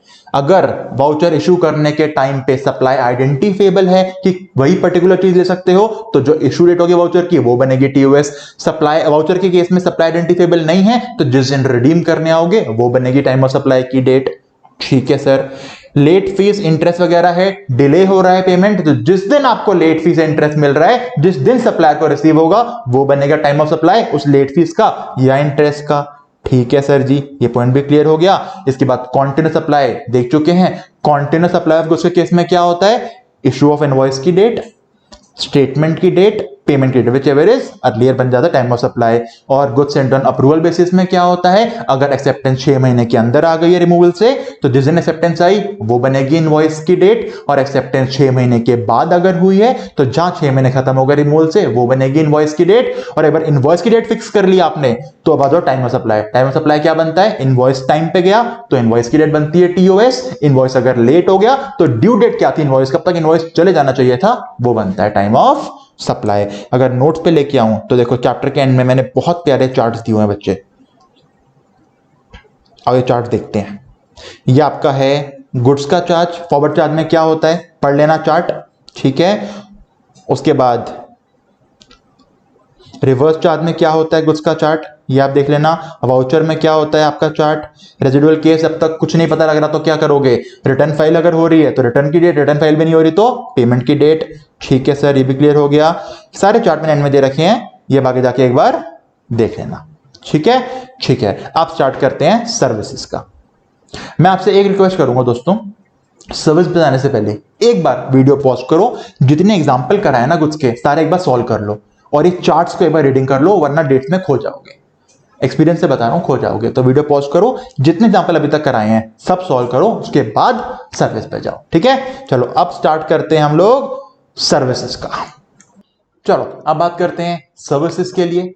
सबसे पहले जाना पड़ेगा वापस सेक्शन नंबर 31 पे, क्योंकि अगर सर्विस के केस में टाइम ऑफ सप्लाई निकालना है पहले इनवॉइस तो फिक्स करना पड़ेगा सर्विस का भी। तो सर्विस के केस में ऐसा नहीं है कि जब आपने सर्विस कंप्लीट कर दी तभी आपको इनवॉइस देना है, नहीं। सर्विस के केस में हम आपको 30 डेज एक्स्ट्रा देते हैं, ये गवर्नमेंट कहती है। यानी सर्विसेज जब आपकी कंप्लीट हो गई, कंप्लीशन को बोला जाता है प्रोविजन। क्या बोलते हैं कंप्लीशन को? प्रोविजन। तो जब आपकी सर्विसेज कंप्लीट हो गई वहां से 30 डेज का टाइम मिलता है इनवॉइस इशू करने के लिए। और अगर कोई बैंकिंग कंपनी है या फाइनेंशियल इंस्टीट्यूशन है जो सर्विसेज दे रहा है तो मिलते हैं 45 days from the completion of service. हम बेसिकली 30 ही याद करते हैं, एमसीक्यू में अगर बैंकिंग कंपनी या फाइनेंशियल इंस्टीट्यूशन का पॉइंट आ जाए तो 45 डेज करना, पर इन जनरल 30 डेज। अच्छा, तो मुझे बताओ सर्विस कंप्लीट नहीं हुई है, क्या मैं पहले इनवॉइस दे सकता हूं? बिल्कुल अलाउड है। सर्विस जिस दिन कंप्लीट हुई क्या उस दिन दे सकता हूं इनवॉइस? बिल्कुल अलाउड है। जिस दिन सर्विस कंप्लीट हुई वहां से 30 डेज के अंदर अंदर इनवॉइस दूं, चलेगा? बिल्कुल चलेगा। जब सर्विस कंप्लीट हुई उसके 30 डेज के बाद अगर इनवॉइस दूंगा अब नहीं चलेगा, अब सेक्शन 31 का कॉन्ट्रावेंशन हो जाएगा, तो लेट फीस वगैरह आपके ऊपर लग जाएगी। ठीक है, ओके। तो जल्दी मुझे बताओ, अगर 10th ऑफ जुलाई को मैंने प्रोविजन मतलब सर्विसेज कंप्लीट कर दी है, कब तक इनवॉइस दे सकता हूं? सर 10 जुलाई है ना, ट्रिक समझो, जुलाई होता है 31 डेज का, और हमें 31st डे नहीं चाहिए, हमें 30th डे चाहिए। महीना हमारा 31 डेज का है और हमें एक दिन कम यानी कि 30th डे चाहिए। तो जिस दिन सर्विस कंप्लीट हुई है -1 करके अगला महीना। 10th जुलाई को सर्विस कंप्लीट हुई है तो एक दिन पहले 9th अगस्त तक इनवॉइस चले जाना चाहिए था। अगला 10th जुलाई को सर्विस फिर कंप्लीट हुई तो फिर 9th अगस्त तक इनवॉइस चले जाना चाहिए था। दोनों केस में 9th अगस्त से पहले इनवॉइस चला गया था, जो कि अलाउड है। तीसरा केस देखो, 25 अगस्त को सर्विस कंप्लीट हुई, अगस्त भी 31 डेज का होता है, तो अगले महीने के एक दिन पहले आ जाओ, मतलब 24 सितंबर तक इनवॉइस चले जाना चाहिए था, इनवॉइस लेट गया, अब इनवॉइस सेक्शन 31 के कॉन्ट्रावेंशन में गया। समझ आ रहा है? अगला देखो, 15 सितंबर को सर्विस का कंप्लीशन हुआ, सितंबर 30 डेज का ही होता है, तो 15 को कंप्लीशन हुआ तो अगले महीने की 15th ही बनेगा इनवॉइस की ड्यू डेट, और इसी डेट को इनवॉइस चला गया तो अलाउड है। अगला 20 अप्रैल को, अप्रैल भी 30 डेज का होता है, अगर 20 अप्रैल को सर्विस का कंप्लीशन हुआ है, क्योंकि अप्रैल 30 डेज का होता है, तो अगला महीना की 20 तारीख सेम डेट 20 में को इनवॉइस जाना चाहिए था, इनवॉइस 10 अप्रैल को पहले ही चला गया था, अलाउड है, कोई दिक्कत नहीं है। यानी कि हमें सिंपल देखना है, इनवॉइस अगर 30 डेज के अंदर अंदर चला गया कंप्लीशन ऑफ सर्विस से तो वो अलाउड रहेगा। ठीक है सर, ये बात तो हो गई कि इनवॉइस कब जाएगा। अब चलते हैं सेक्शन नंबर 13 पे। सर्विस सेक्शन है सेक्शन नंबर 13, वो बताएगा सर्विस के केस में टाइम ऑफ सप्लाई क्या बनता है। तो आओ जानते हैं time of supply in case of services. तो सुनो, दो एंगल, मेरे को देखो, नोट्स नहीं, मेरे को देखो, दो चीजें देखनी है। पहला, क्या इनवॉइस टाइम पे इशू हुआ था? अगर इनवॉइस टाइम पे इशू हुआ था तो डेट ऑफ इनवॉइस या date of payment, whichever is earlier. क्या बोला मैंने? अगर इनवॉइस टाइम पे इशू हो गया था तो डेट ऑफ इनवॉइस या date of payment, whichever is earlier. पर अगर इनवॉइस टाइम पे इशू नहीं हुआ था, अगर इनवॉइस टाइम पे इशू नको नहीं हुआ था, तो जिस दिन सर्विस कंप्लीट हुई, मतलब प्रोविजन ऑफ सर्विस वाली डेट या पेमेंट की date, whichever is earlier. यानी डेट ऑफ पेमेंट कॉमन है दोनों साइड, इनवॉइस टाइम पे गया तो डेट ऑफ पेमेंट को इनवॉइस से कंपेयर करेंगे, विच एवर इज अर्लियर उठा लेंगे टाइम ऑफ सप्लाई के लिए। पर अगर इनवॉइस टाइम पे इशू नहीं हुआ था तो कंप्लीशन ऑफ सर्विस की डेट को कंपेयर करेंगे पेमेंट से, विच एवर इज अर्लियर उठा लेंगे। और डेट ऑफ पेमेंट वही होती है जो मैं आपको बता चुका हूं आज, बुक्स में एंट्री कब करी है या अकाउंट में पैसे कब आए हैं, विच एवर इज अर्लियर। ठीक है, आओ क्वेश्चन दिखाता हूं मैं आपको, चलो सीधा बताना टाइम ऑफ सप्लाई। पहले बताना, देखो कितने केस हैं, 4 केस हैं, तो सबसे पहले हम चारों केस में ये देख लेते हैं इनवॉइस टाइम पे गया है या नहीं गया है, क्योंकि अगर इनवॉइस टाइम पे इशू हो गया तो इनवॉइस और payment whichever is earlier compare करना है। तो ऐसे केस में सर्विस की कंप्लीशन डेट काम की नहीं, उसे काट देंगे। पर अगर इनवॉइस लेट इशू हुआ है तो इनवॉइस की डेट काम की नहीं, उसको काट देंगे, क्योंकि आप कंप्लीशन चेक करना है। समझ आया? और देखते हैं 10 जुलाई को सर्विस कंप्लीट हुई है, ठीक है। इनवॉइस कब तक जाना चाहिए था सर? 31 डेज का होता है जुलाई, यानी अगले महीने -1, मतलब 9 अगस्त तक इनवॉइस जाना चाहिए था। इनवॉइस कब गया? 20 जुलाई। सर इनवॉइस टाइम पे चला गया, तो कंप्लीशन की डेट काट दो। इनवॉइस टाइम पे चला गया, ठीक है। अगला क्या देखते हैं? 12 जुलाई को सर्विस दी है, कब तक जाना चाहिए था इनवॉइस? सर 11 अगस्त तक। 8 अगस्त को चला गया इनवॉइस, बिल्कुल ठीक। तो 12 जुलाई भी काट दो, हमारी काम की डेट इनवॉइस बनने वाली है। टीयूएस नहीं निकाल रहा, अभी खाली देख रहा हूं हमें डेट ऑफ पेमेंट को कंपेयर किससे करना है, इनवॉइस से या कंप्लीशन से। अगला 15 जुलाई को कंप्लीशन हुआ, 14 अगस्त तक इनवॉइस चले जाना चाहिए था, अगस्त 25 को गया है इनवॉइस। तो अब इनवॉइस की डेट काट दो, अब हमको कंप्लीशन से कंपेयर करना है पेमेंट को। अगला केस देखते हैं, 10 जून को कंप्लीशन हो गया, जून 30 डेज का होता है, तो 10 जुलाई तक इनवॉइस चले जाना चाहिए था, इनवॉइस 20 जुलाई को लेट हो गया इनवॉइस, तो फिर इनवॉइस की डेट काट दो। अच्छा जी, ठीक है।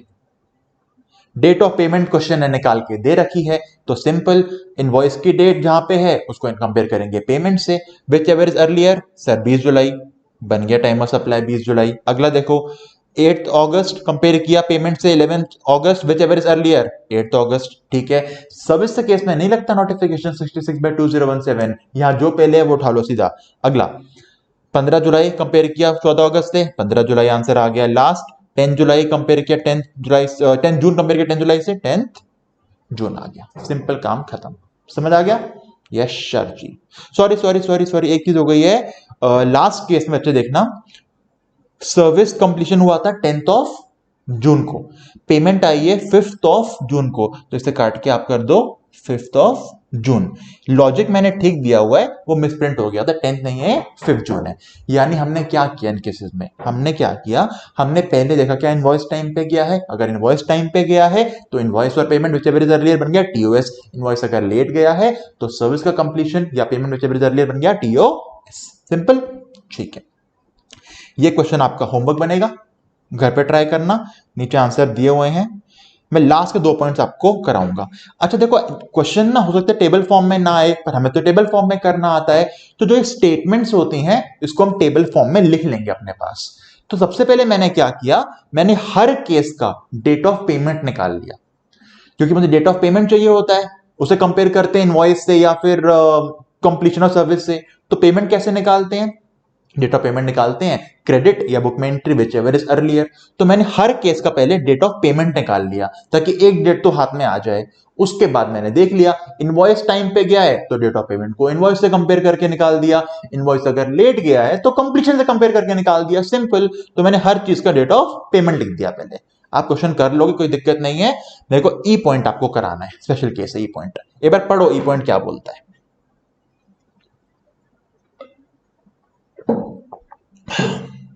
अर्नव एचयूएफ सर्विसेज दी हैं 12 लाख की 19th ऑफ जून को, 19 जून को सर्विस कंप्लीट हो गई, नेट अमाउंट 12 लाख।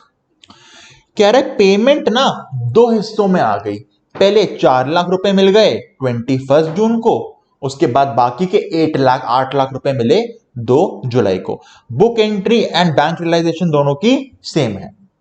तो देखो क्या हुआ, 12 लाख 2 हिस्सों मिल गए, पहले 4 लाख मिले फिर 8 लाख मिले। जिस दिन पैसे मिले बुक में एंट्री भी उसी दिन हुई है। तो एक काम करते हैं, डेट ऑफ पेमेंट देख लेते हैं।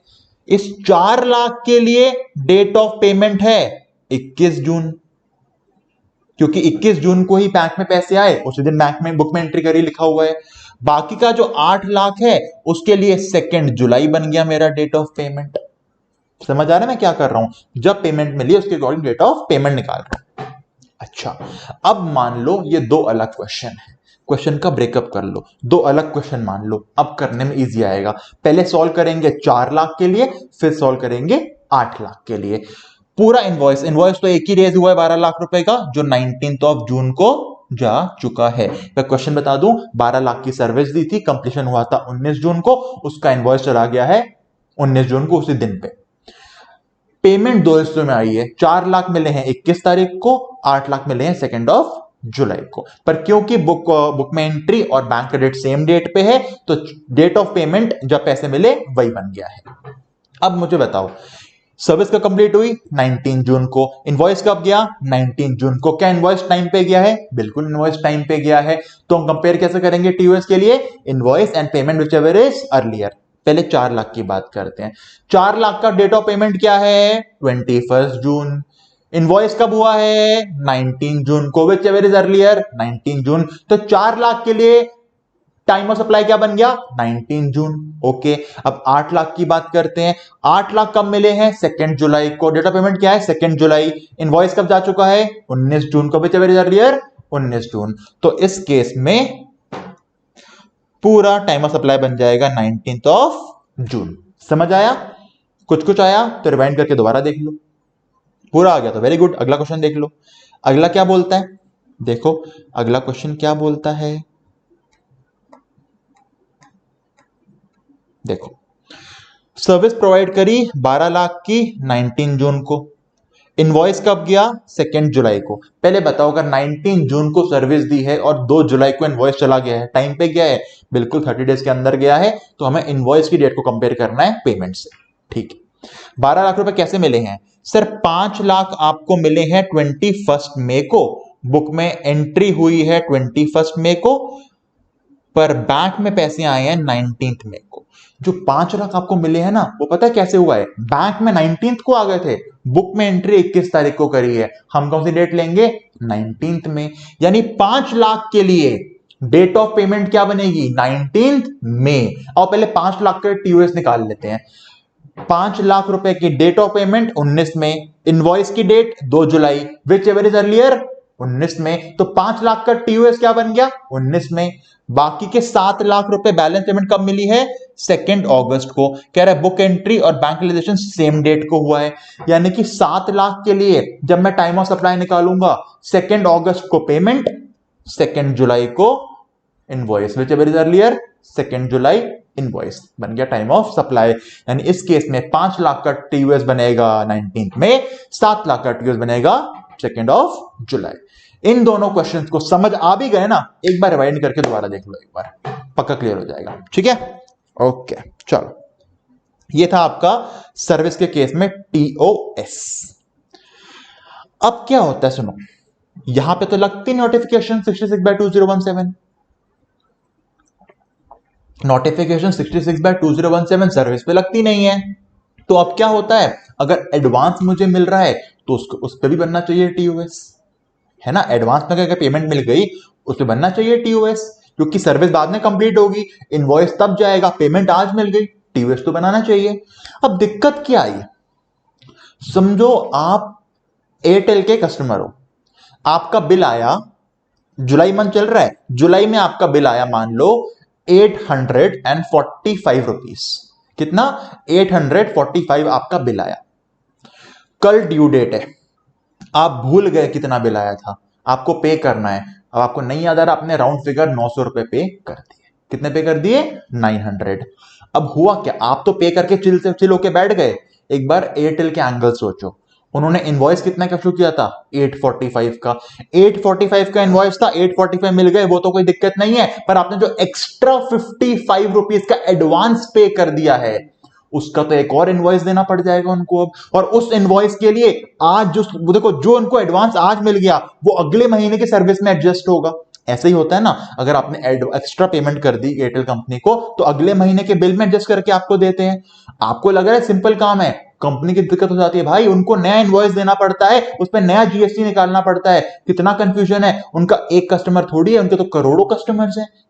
तो ऐसे लोगों के लिए गवर्नमेंट ने सर्विसेज में बोला, अगर 1000 रुपए तक का एडवांस आता है, कोई भी सर्विस प्रोवाइडर हो आप, कोई भी सर्विस प्रोवाइडर हो आप, अगर 1000 रुपीज तक का एडवांस आता है, 1000 रुपए तक का एडवांस आता है, तो सप्लायर की मर्जी है, चाहे तो जैसे ही एडवांस मिला उसी समय टाइम ऑफ सप्लाई बना दे, इनवॉइस इशू कर दे, या फिर जो एडवांस मिला है अगले वाले बिल में जिस भी बिल का वो एडवांस था उसमें जाके एडजस्ट कर दे। क्या बोला मैंने? सर्विस के केस में बोला गया है अगर आप कोई भी सर्विस प्रोवाइडर हो, आपको 1000 रुपीज तक का एडवांस मिला है, तो ऑप्शन है या तो जब पैसे मिले तभी एडवांस के ऊपर टीओएस बना के पे कर दो गवर्नमेंट को, या फिर वो एडवांस जिस फ्यूचर सर्विस का है उसका वेट करो और जब वो सर्विस आए उसमें एडजस्ट करके तब टीओएस बना दो। ये अलाउड है सर्विस प्रोवाइडर को। इसका मैं क्वेश्चन दिखाता हूं आपको, देखो। मिस्टर एक्स टेलीकम्युनिकेशन सर्विस लेता है बीएसएनएल से। जनवरी का बिल आया 4500 रुपीज का। भाई साहब ने 5000 पे कर दिए और बोला एक्सेस अमाउंट अगले बिल में एडजस्ट कर देना। नहीं बोलोगे तो भी ऐसा ही होता है। कौन सा बीएसएनएल तुमको पैसे वापस करता है? अगले बिल में एडजस्ट होते हैं ना हमेशा। हाँ, तुमने 500 रुपए एक्स्ट्रा दे दिए, मतलब 1000 रुपए तक का अलाउड था, उतना ही एडवांस पे किया। हाँ, 500 का एडवांस एक्स्ट्रा पे कर दिया। ये बिल बीएसएनएल ने जब अगली बार बिल दिया होगा 5 मार्च को तब एडजस्ट कर दिया। बताओ इस 500 रुपए का टाइम ऑफ सप्लाई क्या बनेगा? इस 500 रुपए का टाइम ऑफ सप्लाई बनेगा 5 मार्च, वो अगला वाला बिल जब इशू हुआ होगा। तो और जनरली ऐसे ही होता है, कोई भी कंपनी एडवांस के ऊपर नहीं बनाएगी टाइम ऑफ सप्लाई, क्योंकि भाई ये एडवांस ऐसे इनवॉइस का है जो फ्यूचर सर्विस के ऊपर है। अभी तक जो हमने सारे क्वेश्चन सॉल्व करे थे उसमें जो हमको पेमेंट मिल रही थी वो उसी सर्विस की थी जो कंप्लीट हो चुकी थी। ये 500 रुपए जो 4500 के बिल पे आपने 5000 पे करके एडवांस दे दिया है, ये इस महीने का नहीं है। ये तो मैंने ऐसे ही एडवांस दे दिया कि कल को कोई बिल आएगा उसमें एडजस्ट कर लेना। अगर आपका बिल 850 रुपए का आया था, आपने 900 पे कर दिए, तो ये सोच के पे किया होगा ना कि आने वाले बिल में एडजस्ट हो जाएगा। तो अगर ऐसा कोई एडवांस है, ऐसा कोई एडवांस है जो फ्यूचर के किसी सर्विस पे डिपेंड करता है, फ्यूचर के इनवॉइस पे डिपेंड करता है, तो 1000 रुपए तक का ऑप्शन है। 1000 रुपए तक का अगर एडवांस था, अभी चाहो तो अभी टीयूएस बना दो, या जिस भी सर्विस का वो एडवांस होगा जब उसका कंप्लीशन होगा वहां पे जाके एडजस्ट करके टाइम ऑफ सप्लाई बना देना। इस केस में क्या हुआ, जनवरी के बिल में मैंने 500 रुपए एक्स्ट्रा दे दिए और बोला जब अगला बिल आएगा तब एडजस्टमेंट कर देना। अगला बिल आया 5 मार्च को, तो 5 मार्च बन जाएगा इस 500 रुपीज के लिए टाइम ऑफ सप्लाई। रीडिंग कर लेना, ठीक है? ठीक है सर, नॉर्मल सप्लाई हो गया सर्विस का। अब चलते हैं रिवर्स चार्ज के ऊपर। रिवर्स चार्ज गुड्स वाला याद आ रहा है? हाँ सर, बहुत सिंपल था। गुड्स के रिवर्स चार्ज में हम 4 डेट्स देखते थे। गुड्स कब रिसीव हुए, रेसिपिएंट के एंगल से देखना है ना। रेसिपिएंट को गुड्स कब मिले, रेसिपिएंट ने पेमेंट कब दिखाई अपनी बुक्स में, रेसिपिएंट के अकाउंट से पैसे कब डिडक्ट हो गए, या इनवॉइस से 31st day, which ever is earlier देखते थे। सर्विस के केस में सर्विस तो टैंजिबल होती नहीं है, तो सर्विस कब मिली वो पता होता नहीं है, वो पॉइंट काट दो। सर्विस इंटैंजिबल है, क्या पता सर्विस कब डिलीवर हुई है, वो पॉइंट काट दो। बाकी पॉइंट सेम चलेंगे। रेसिपिएंट के बुक्स में एंट्री कब हुई पेमेंट की, रेसिपिएंट के अकाउंट से पैसे कब कटे हैं, पर इनवॉइस प्लस 31 डेज नहीं, invoice plus 60 days, that is the 61st day. Goods के केस में 31st डे था, सर्विस के केस में 61st डे है। यानी कि रिवर्स चार्ज गुड्स में 4 पॉइंट थे, सर्विस में 3 ही पॉइंट है, क्योंकि टेंजिबल नहीं होता तो रिसिप्ट ऑफ गुड्स का पॉइंट नहीं बनता। सर्विस के केस में रिवर्स चार्ज है तो टीयूएस क्या बनेगा, 3 डेट्स, 2 तो कॉमन है। रेसिपिएंट ने बुक्स में एंट्री कब दिखाई पेमेंट की, या रेसिपिएंट के अकाउंट से पैसे डेबिट कब हो गए। और तीसरा पॉइंट इनवॉइस प्लस 31 ने invoice plus 60 day, 61st day याद करना चाहो तो गुड्स के केस में नॉर्मली क्या होता है, टीयूएस नॉर्मल फॉरवर्ड चार्ज वाले गुड्स में क्या होता है, रिमूवल। क्या सर्विस के नॉर्मल केस में 30 डेज मिलते हैं एक्स्ट्रा? हाँ मिलते हैं, तो बस वो 30 यहां पे लाके जोड़ दो। गुड्स के रिवर्स चार्ज में 31st डे था, तो सर्विस के रिवर्स चार्ज में 61st डे। कैसे याद किया मैंने, दोबारा सुन लो। मैंने कहा गुड्स का नॉर्मल केस जब रिमूवल हुआ वहां इनवॉइस जाता था, सर्विस का नॉर्मल केस जब सर्विस देते थे वहां से 30 डेज मिलते थे, यानी सर्विस 30 दिन आगे चल रही है। तो अगर गुड्स के रिवर्स चार्ज में 31st डे दिखते थे इनवॉइस के, तो सर्विस आगे चलेगी 30 डेज, सर्विस के रिवर्स चार्ज में 61st डे देखेंगे। Simple, whichever is earlier कर दो तीनों में से। आओ देखो क्या बोलता है, देखो क्वेश्चन देखो। सर्विस दी है 1 अक्टूबर को, काम की नहीं होती है, हमें तो 3 डेट देखनी है, इनवॉइस से 61 डेज, पेमेंट की डेबिट या फिर बैंक से बुक में एंट्री कब हुई है आपकी, इनवॉइस कब दिया, ये भी काम का नहीं है। 61st डे काम का है, 1 दिसंबर, बुक्स में एंट्री पेमेंट की 3 अक्टूबर, बैंक में debit 4 October, whichever is earlier 3 अक्टूबर, बन गया टीयूएस। अगला केस देखो, सर्विस डेट काम की नहीं है, इनवॉइस की डेट काम की नहीं है, 61st डे 1 अक्टूबर को हुआ, बुक्स में एंट्री पेमेंट की 21 अक्टूबर को, बैंक में डेबिट 20 को, विच एवर इज अर्लियर 1 अक्टूबर, काम खत्म। यानी रिवर्स चार्ज के केस में तो बहुत सिंपल है, सर्विस का कंप्लीटली मतलब नहीं है, इनवॉइस का भी मतलब नहीं है, क्या चाहिए 61st day from the invoice, book में एंट्री कब पेमेंट की, और एक्चुअल पेमेंट बैंक से कब हो गई वो, विच एवर इज अर्लियर, काम खत्म। ठीक है सर, बढ़िया। अगला एक पॉइंट देखो, जिस जिस सर्विस में रिवर्स चार्ज आएगा सब में ये पॉइंट लगेगा। एक एक्सेप्शन है, वो है अगर आप सर्विस इंपोर्ट कर रहे हो, जनरली इंपोर्ट कर रहे हो कोई दिक्कत नहीं है, जो पढ़ाया है वही लगेगा। पर अगर आप सर्विस इंपोर्ट कर रहे हो किसी एसोसिएटेड एंटरप्राइज से, मतलब आपकी वो एसोसिएट है, ठीक है, तो अब क्या होगा, अगर आप किसी एसोसिएटेड एंटरप्राइज से सर्विस इंपोर्ट कर रहे हो तो आपके लिए अलग रूल है टाइम ऑफ सप्लाई का। इन जनरल किसी और से इंपोर्ट करते जो आप, जिससे आपका कोई रिश्ता नहीं है, वहां जो पढ़ाया वही, पेमेंट की एंट्री, डेबिट का एंट्री, या 61st day from the invoice. पर अगर एसोसिएटेड एंटरप्राइज से इंपोर्ट कर रहे हो तो टीओएस क्या बनेगा, रेसिपिएंट के एंगल से ही देखना है। रिवर्स चार्ज तो लगेगा ना, इंपोर्ट के केस में रिवर्स चार्ज लगता ही लगता है। एसोसिएटेड एंटरप्राइज से अगर आपने इंपोर्ट किया है तो जो इंपोर्ट कर रहा है वो देखेगा उसके बुक्स में पेमेंट कब हुई है या उसके अकाउंट से पेमेंट कब गई है, विच एवर इज अर्लियर। यानी क्या बोला मैंने, एसोसिएटेड एंटरप्राइज के केस में अगर सर्विस इंपोर्ट करी है तो टाइम ऑफ सप्लाई क्या बनेगा, जो इंपोर्टर है इंडिया का उसके बुक्स में एंट्री कब हो गई है पेमेंट की, या उसके बैंक से पेमेंट कब चली गई है, whichever is earlier. Sir invoice का नहीं देखेंगे, नहीं, आपस में रिश्ता है दोनों का आपस में। इनवॉइस तो जब चाहे बना दे, बैक डेट फ्रंट डेट, तो इनवॉइस को इग्नोर ही कर दिया। एसोसिएटेड से इंपोर्ट किया है तो इनवॉइस को इग्नोर कर दिया कि आपस के लोग हैं, उल्टा सीधा डेट डालेंगे, सीधा क्या बोला, पेमेंट कब डेबिट हुई है या बुक्स में एंट्री कब हुई है पेमेंट की, विच एवर इज अर्लियर। और रिवर्स चार्ज केस में किसके एंगल से देखते हैं, रेसिपिएंट के एंगल से देखते हैं। तो जो इंडिया के रेसिपिएंट होगा उसका ही देखना है। फॉरेन की पार्टी बुक्स में क्या करो, इससे मतलब ही नहीं है। रिवर्स चार्ज में रेसिपिएंट से मतलब होता है। तो क्या करोगे, सिंपल, आप जो इंडिया में सर्विस इंपोर्ट कर रहा है एसोसिएटेड एंटरप्राइज से, उसकी बुक्स में एंट्री कब है पेमेंट की और बैंक से कब कटा है, विच एवर इज अर्लियर। आओ क्वेश्चन दिखाता हूं। श्याम लिमिटेड इंडिया में है, बाबूराव लिमिटेड अमेरिका में है। श्याम के पास 51% शेयर है बाबूराव के, इंडिया वाले के पास 51% शेयर है यूएसए वाले के। आपस में क्या हो गए, एसोसिएट हो गए। तो अब बाबूराव बाहर वाले बंदे ने इंडिया वाले को कोई सर्विस दी है, बताओ टाइम ऑफ सप्लाई क्या बनेगा। सर सिंपल, इंडिया का बंदा कौन है, श्याम। श्याम की बुक्स में जब एंट्री हो गई पेमेंट की वो डेट, या श्याम के अकाउंट से जब पैसे कट गए वो date, whichever is earlier. क्या बाबूराव से मतलब है, कोई मतलब नहीं है, तो बाबूराव की डेट्स काट दो, कोई मतलब नहीं है, बच गई है दो डेट। श्याम की बुक्स में डेबिट हुआ 30 सितंबर को, श्याम के अकाउंट से पैसे कट गए 23 दिसंबर को, विच एवर इज अर्लियर 30 सितंबर, काम खत्म, हो गया क्वेश्चन सॉल्व। सिंपल था, सिंपल था, ओके। वाउचर केस में सेम बता चुका हूं, जो गुड्स में था वही यहां पे आएगा। अगर वाउचर इशू करते टाइम बता दिया कौन सी सर्विस दी जाएगी तो जब वाउचर इशू कर रहे हो वो बनेगा टाइम ऑफ सप्लाई। अगर वाउचर इशू करते टाइम नहीं बताया कौन सी सर्विस दी जाएगी तो जब वाउचर रिडीम करोगे वो वाली सर्विस, वो वाली डेट, बिल्कुल same. Residual case same, residual case same, जब रिटर्न फाइल कर रहे हो वो, या जब पेमेंट कर रहे हो वो। इंटरेस्ट लेट फीस भी सेम पॉइंट चलेगा, जिस दिन आपको इंटरेस्ट या लेट फीस मिल रही है वो बनेगा टाइम ऑफ सप्लाई। नहीं याद आ रहा तो थोड़ा रिवाइंड करो, गुड्स में जाओ, डिट्टो सेम चलने वाला है। अब चलते हैं कॉन्टिन्यूअस सप्लाई ऑफ सर्विस के ऊपर। देखो कॉन्टिन्यूअस सप्लाई ऑफ सर्विस का एग्जांपल हो गया आपका एयरटेल वोडाफोन, हर महीने बिल आते रहते हैं आपको, सर्विस लेते रहते हो।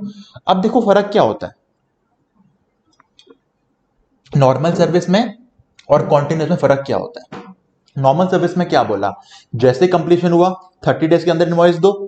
कॉन्टिन्यूअस सर्विस जो हम फोन वगैरह करते हैं, सोचो आपने किसी को फोन किया, फोन कट किया, एक तरह से एयरटेल ने या वोडाफोन ने आपको सर्विस दी ना, फोन करने अलाउ किया, आपने एक मैसेज किया, सर्विस हो गई। तो क्या हर फोन का अलग से बिल आता है, फोन किया कट बिल आया, मैसेज किया कट बिल आया, पॉसिबल नहीं है।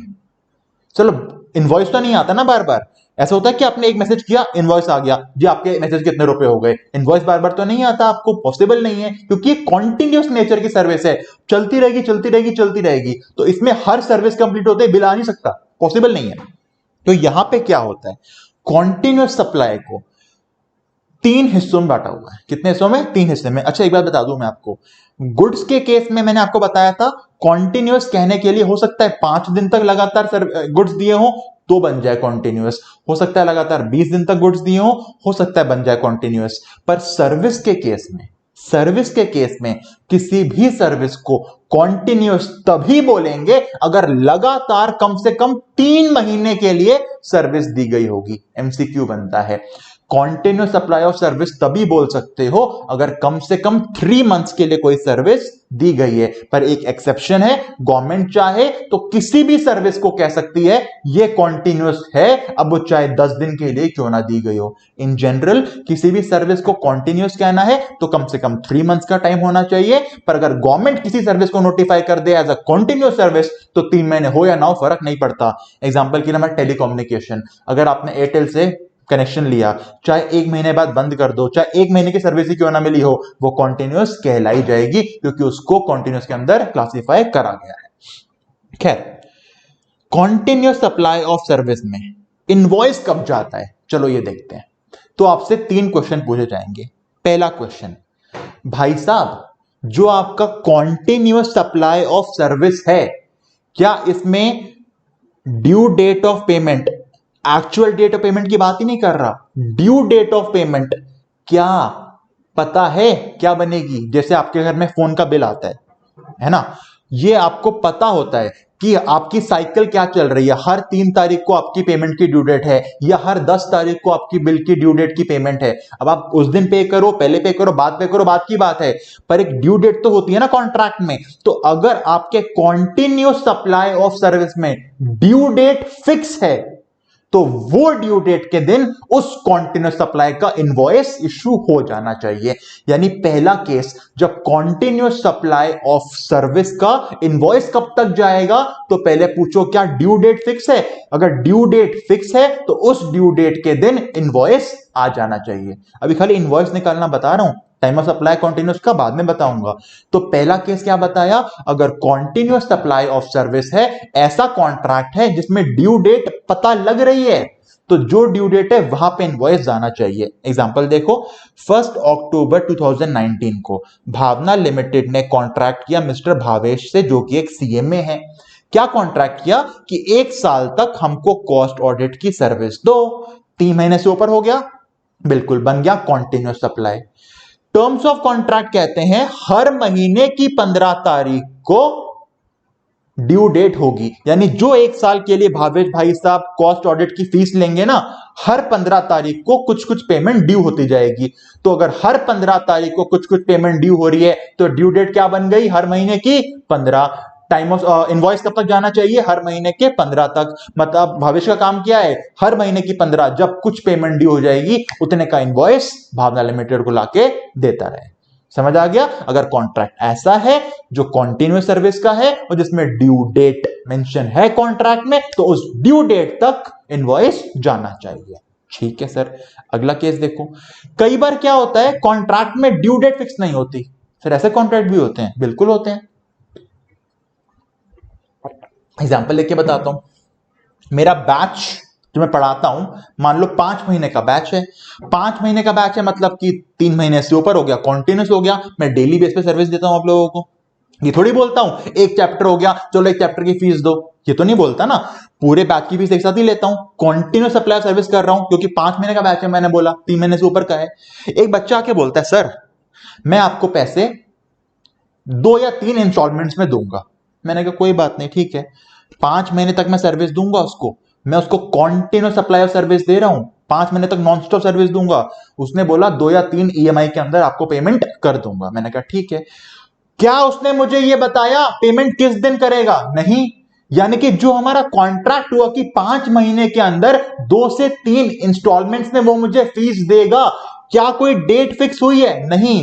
तो अगर ड्यू डेट फिक्स ही नहीं हुई है तो मैं किस दिन उसको इनवॉइस दूंगा? तो यहां क्वेश्चन कहता है अगर ड्यू डेट फिक्स नहीं हो रही ड्यू डेट फिक्स नहीं हो रही तो एक्चुअल डेट पकड़ो। क्या पकड़ो? Actual date. अगर कॉन्ट्रैक्ट में ड्यू डेट फिक्स नहीं है तो जब एक्चुअल मुझे पैसे लाके देगा स्टूडेंट, जितने पैसे लाके देगा उतने का इनवॉइस मैं उसी टाइम उसको दूंगा। एग्जाम्पल देखो, 1 अक्टूबर को केशव लिमिटेड ने कॉन्ट्रैक्ट किया एक सीए से कि हमारा इंटरनल ऑडिट कर दो भाई साहब। सीए ने बोला कर दूंगा, कोई दिक्कत नहीं है।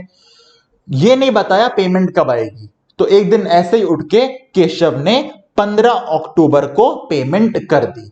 तो अगर ड्यू डेट फिक्स नहीं थी तो हमने देखनी है एक्चुअल डेट।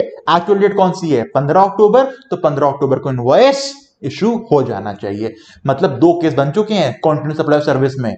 अगर ड्यू डेट फिक्स है तो एक्चुअल डेट नहीं देखनी, अगर ड्यू डेट फिक्स है तो एक्चुअल डेट नहीं देखनी, अगर ड्यू डेट फिक्स है तो उस ड्यू डेट के दिन इनवॉइस जाना चाहिए। पर अगर ड्यू डेट फिक्स नहीं है तो एक्चुअल डेट देखनी है, जब एक्चुअल डेट हो उस दिन इनवॉइस जाना चाहिए। तीसरे तरह का होता है कॉन्टिन्यूस सप्लाई, जो किसी इवेंट के ऊपर डिपेंड करता है कि इतना काम हो गया तो इतनी फीस ले लेना, और काम हो गया तो और फीस ले लेना। Example works contract. Works contract याद है? मेरी इमूवेबल प्रॉपर्टी पे कोई ऑल्ट्रेशन कर रहा है, रेनोवेशन कर रहा है, कंस्ट्रक्शन कर रहा है, उसे कहते हैं वर्क्स कॉन्ट्रैक्ट। अब देखो यहां पे क्या हुआ, एग्जांपल पढ़ाता हूं, समझ आ जाएगा। 1 अक्टूबर को भूमि एक बिल्डर है, उसने कॉन्ट्रैक्ट किया मिस्टर ओम के साथ कि मैं आपके 50 लाख रुपए में घर बना के दूंगी। बिल्डर ने क्या बोला मिस्टर ओम को? 50 लाख रुपए में घर बना के दूंगी। कॉन्ट्रैक्ट जो बना उसमें बोला गया जब ग्राउंड फ्लोर बन जाएगा तो 30 लाख पे कर दूंगा। ओम ने बोला जब फर्स्ट फ्लोर बन जाएगा बाकी के 20 लाख पे कर दूंगा। यानी यहां पे डेट फिक्स नहीं है कोई, बस इवेंट फिक्स कर दिया कि इतना काम खत्म करो तो पैसे लो, इतना काम खत्म करो तो पैसे लो। यानी अब पहला इवेंट क्या हुआ? ग्राउंड फ्लोर कब बना? जब ग्राउंड फ्लोर बना वहां पे 30 लाख मिलेंगे। तो जैसे इवेंट कंप्लीट हुआ, ग्राउंड फ्लोर बन गया, जिस इवेंट के कंप्लीट होने पे पेमेंट आनी थी, जिस इवेंट के कंप्लीट होने पे पेमेंट आनी थी, तो जैसे इवेंट कंप्लीट हुआ उतने कॉन्ट्रैक्ट का इनवॉइस इशू करना होगा। तो जैसे ही ग्राउंड फ्लोर कंप्लीट हुआ, जिसके कंप्लीट होने पे 30 लाख की पेमेंट आनी थी, तो ग्राउंड फ्लोर कंप्लीट हुआ मान लो 15 नवंबर को। ग्राउंड फ्लोर कंप्लीट हुआ 15 नवंबर को और इसके बाद 30 लाख मिलने थे। तो अब भूमि का काम है 15 नवंबर को 30 लाख का इनवॉइस इशू कर दे, क्योंकि 30 लाख क्यों आने थे? ग्राउंड फ्लोर वो इवेंट कंप्लीट हो गया। फर्स्ट फ्लोर कंप्लीट हुआ 25 जनवरी को, अब 20 लाख की पेमेंट आनी थी, तो अब फर्दर 20 लाख का इनवॉइस इशू कर देगी। समझ आ गया? यानी सर्विस जो कॉन्टिन्यूस होती है इसमें 3 केस बनते हैं। अगर ड्यू डेट फिक्स है तो ड्यू डेट तक इनवॉइस जाएगा, ड्यू डेट नहीं पता तो एक्चुअल डेट का इनवॉइस जाएगा, और अगर कंप्लीशन ऑफ इवेंट के ऊपर फिक्स होता है पेमेंट मिलना, तो जैसे ही वो इवेंट कंप्लीट होगा जितनी पेमेंट मिलनी है उसका इनवॉइस जाएगा। क्लियर? ठीक है। और सर टाइम ऑफ सप्लाई क्या बनता है? Simple, whichever is earlier. Time of supply क्या बनता है? Whichever is earlier. Invoice की date, due date of payment, actual date of payment, whichever is earlier. Time of supply क्या बनता है? Whichever is earlier. क्या क्या? Invoice की डेट, ड्यू डेट जो फिक्स थी, या एक्चुअल डेट। इनवॉइस की डेट क्या, सॉरी टाइम ऑफ सप्लाई क्या बनेगा? इनवॉइस की date, due date of payment, actual date of payment, whichever is earlier. क्या सर्विस से मतलब है? कोई मतलब नहीं है, काट दो। हमें सिर्फ देखनी है इनवॉइस की date, due date of payment, actual date, whichever is earlier. 22 को इनवॉइस गया, 29 को ड्यू डेट, 30 को actual payment, whichever is earlier. 22 अप्रैल बन गया टीओएस। 24 अप्रैल को इनवॉइस गया, 19 अप्रैल को ड्यू डेट थी, 20 को पेमेंट आ गई, 19 अप्रैल बन गया टीओएस। 2 मई को इनवॉइस गया, 14 अप्रैल को पेमेंट की ड्यू डेट थी, 13 को ही पेमेंट आ गई, व्हिचएवर इज अर्लियर, 13 अप्रैल, काम खत्म। टीओएस बहुत सिंपल है कंप्लीशन ऑफ सर्विस में। क्या? इनवॉइस की date, due date of payment, actual date, whichever is earlier. आओ सर्विस को एक बार चार्ट से रिवाइज कर लेते हैं। अगर इनवॉइस टाइम पे गया है, नॉर्मल फॉरवर्ड चार्ज की बात कर रहा हूं, अगर इनवॉइस टाइम पे गया है तो इनवॉइस की डेट कंपेयर करेंगे पेमेंट से, व्हिचएवर इज अर्लियर। इनवॉइस अगर लेट हो गया, 30 डेज की लेट हो गया, तो कंप्लीशन ऑफ सर्विस की डेट कंपेयर करेंगे पेमेंट से, व्हिचएवर इज अर्लियर। पेमेंट का मतलब क्या होता है? बुक्स में एंट्री कब है या अकाउंट में क्रेडिट कब हो रहा है, व्हिचएवर इज अर्लियर। ठीक है। रिवर्स चार्ज के केस में क्या बनता है सर्विस का? टीओएस। सर यहां पे देखो गुड्स सर्विस इंटैंजिबल होती है, मिलेगी तो है नहीं, तो 3 डेट लेते हैं, 2 तो कॉमन है गुड्स के साथ। मेरे बुक्स में एंट्री कब करी पेमेंट की, मेरे अकाउंट से डेबिट कब हो गए पैसे। मैं डेबिट क्यों बोल रहा हूं, पेमेंट क्यों बोल रहा हूं, क्योंकि रेसिपिएंट के एंगल से देखा जाता है। यानी रिवर्स चार्ज ऑफ सर्विस के केस में क्या देखेंगे, रेसिपिएंट के बुक्स में एंट्री कब है पेमेंट की, रेसिपिएंट के अकाउंट से पैसे कब कट गए, या फिर इनवॉइस का 61st डे, 31st नहीं 61st day, which ever is earlier देखेंगे। ठीक है जी, ये दिक्कत भी नहीं है। ओके, वाउचर केस ऑलरेडी बता चुका हूं, सप्लाई का आइडेंटिफेबल है तो डेट ऑफ इशू वाउचर बनता है टीओएस, और सप्लाई आइडेंटिफेबल नहीं है वाउचर इशू करते टाइम तो जब वाउचर रिडीम करोगे वो बनेगा टीओएस। ठीक है, लेट फीस इंटरेस्ट में क्या होता है, जिस दिन लेट फीस मिलेगी, जिस दिन लेट फीस या इंटरेस्ट मिलेगा सप्लायर को उस दिन वो बनाएगा उसका टाइम ऑफ सप्लाई। ठीक है जी, और अगर एसोसिएटेड एंटरप्राइज से रिसीव कर रहा हूं सर्विस में तो रेसिपिएंट की बुक्स में एंट्री कब है या रेसिपिएंट के अकाउंट में डेबिट कब हुआ है payment, whichever is earlier बनेगा टीओएस। ठीक है, चैप्टर के अगर एंड में आओगे तो इसके भी चार्ट्स दे रखे हैं, आप चार्ट्स देख सकते हो, पूरा चैप्टर आपका हो जाएगा एकदम से रिवाइज। ठीक है, मैं आपको दिखा देता हूं चार्ट एक बार। सर्विस सेंटर फॉरवर्ड चार्ट का चार्ट ये रहा, उसके बाद रिवर्स चार्ट का चार्ट ये रहा, और यहां पे सारे चार्ट सर्विस के एक साथ दे रखे हैं। तो मैंने चार्ट्स कैसे दिए हुए हैं, पहले गुड्स का फॉरवर्ड चार्ट का चार्ट है, रिवर्स चार्ट का चार्ट है, फिर एक कंबाइंड चार्ट है, इसमें वाउचर का चार्ट भी आएगा। ऐसे सर्विस का है, पहले फॉरवर्ड चार्ज की सर्विस का चार्ट है, फिर रिवर्स चार्ज की सर्विस का चार्ट है। वाउचर का चार्ट दोबारा देने जरूरत नहीं थी, वाउचर का सेम डेट ही निकल के आती है जो गुड्स में होती है। फिर लास्ट में कंबाइंड चार्ट दे दिया सेक्शन नंबर 13 का। समझ आ गया? ठीक है जी, ये भी क्लियर हो गया। एक रिक्वेस्ट करूंगा, आगे बढ़ने से पहले जैसे पहले गुड्स का रिवाइज किया था अभी सर्विस का रिवाइज कर लो, क्योंकि इस चैप्टर में ना कंफ्यूजन ये होता है कि इतनी सारी डेट से बंदा भूल जाता है। तो इसका एक ही तरीका है, कॉन्टिन्यूअस रिविजन एंड प्रैक्टिस, और कोई वे नहीं है डेट्स को याद रखने का। कोई शॉर्टकट बनाओगे भूल जाओगे। चैप्टर के लास्ट पॉइंट पे चलते हैं, पर प्लीज पहले वीडियो पॉज करके जो क्वेश्चन सर्विसेज के कराए हैं, जो चार्ट्स बनाए हैं, एक बार बना लो और क्वेश्चन सॉल्व कर लो, फिर आगे बढ़ो, वरना सच में खो जाओगे यार। फिर अगर खो ही जाओगे तो मेरे रिविजन कराने का पॉइंट नहीं बचेगा ना यार कोई। ठीक है, तो एक बार क्वेश्चन सॉल्व कर लो, रिक्वेस्ट कर रहा हूं मैं आप लोगों से। चलो अब चलते हैं चैप्टर के लास्ट पार्ट पे। चलो आ गए हम इस चैप्टर के लास्ट पॉइंट पे, change in rate of tax, section number 14।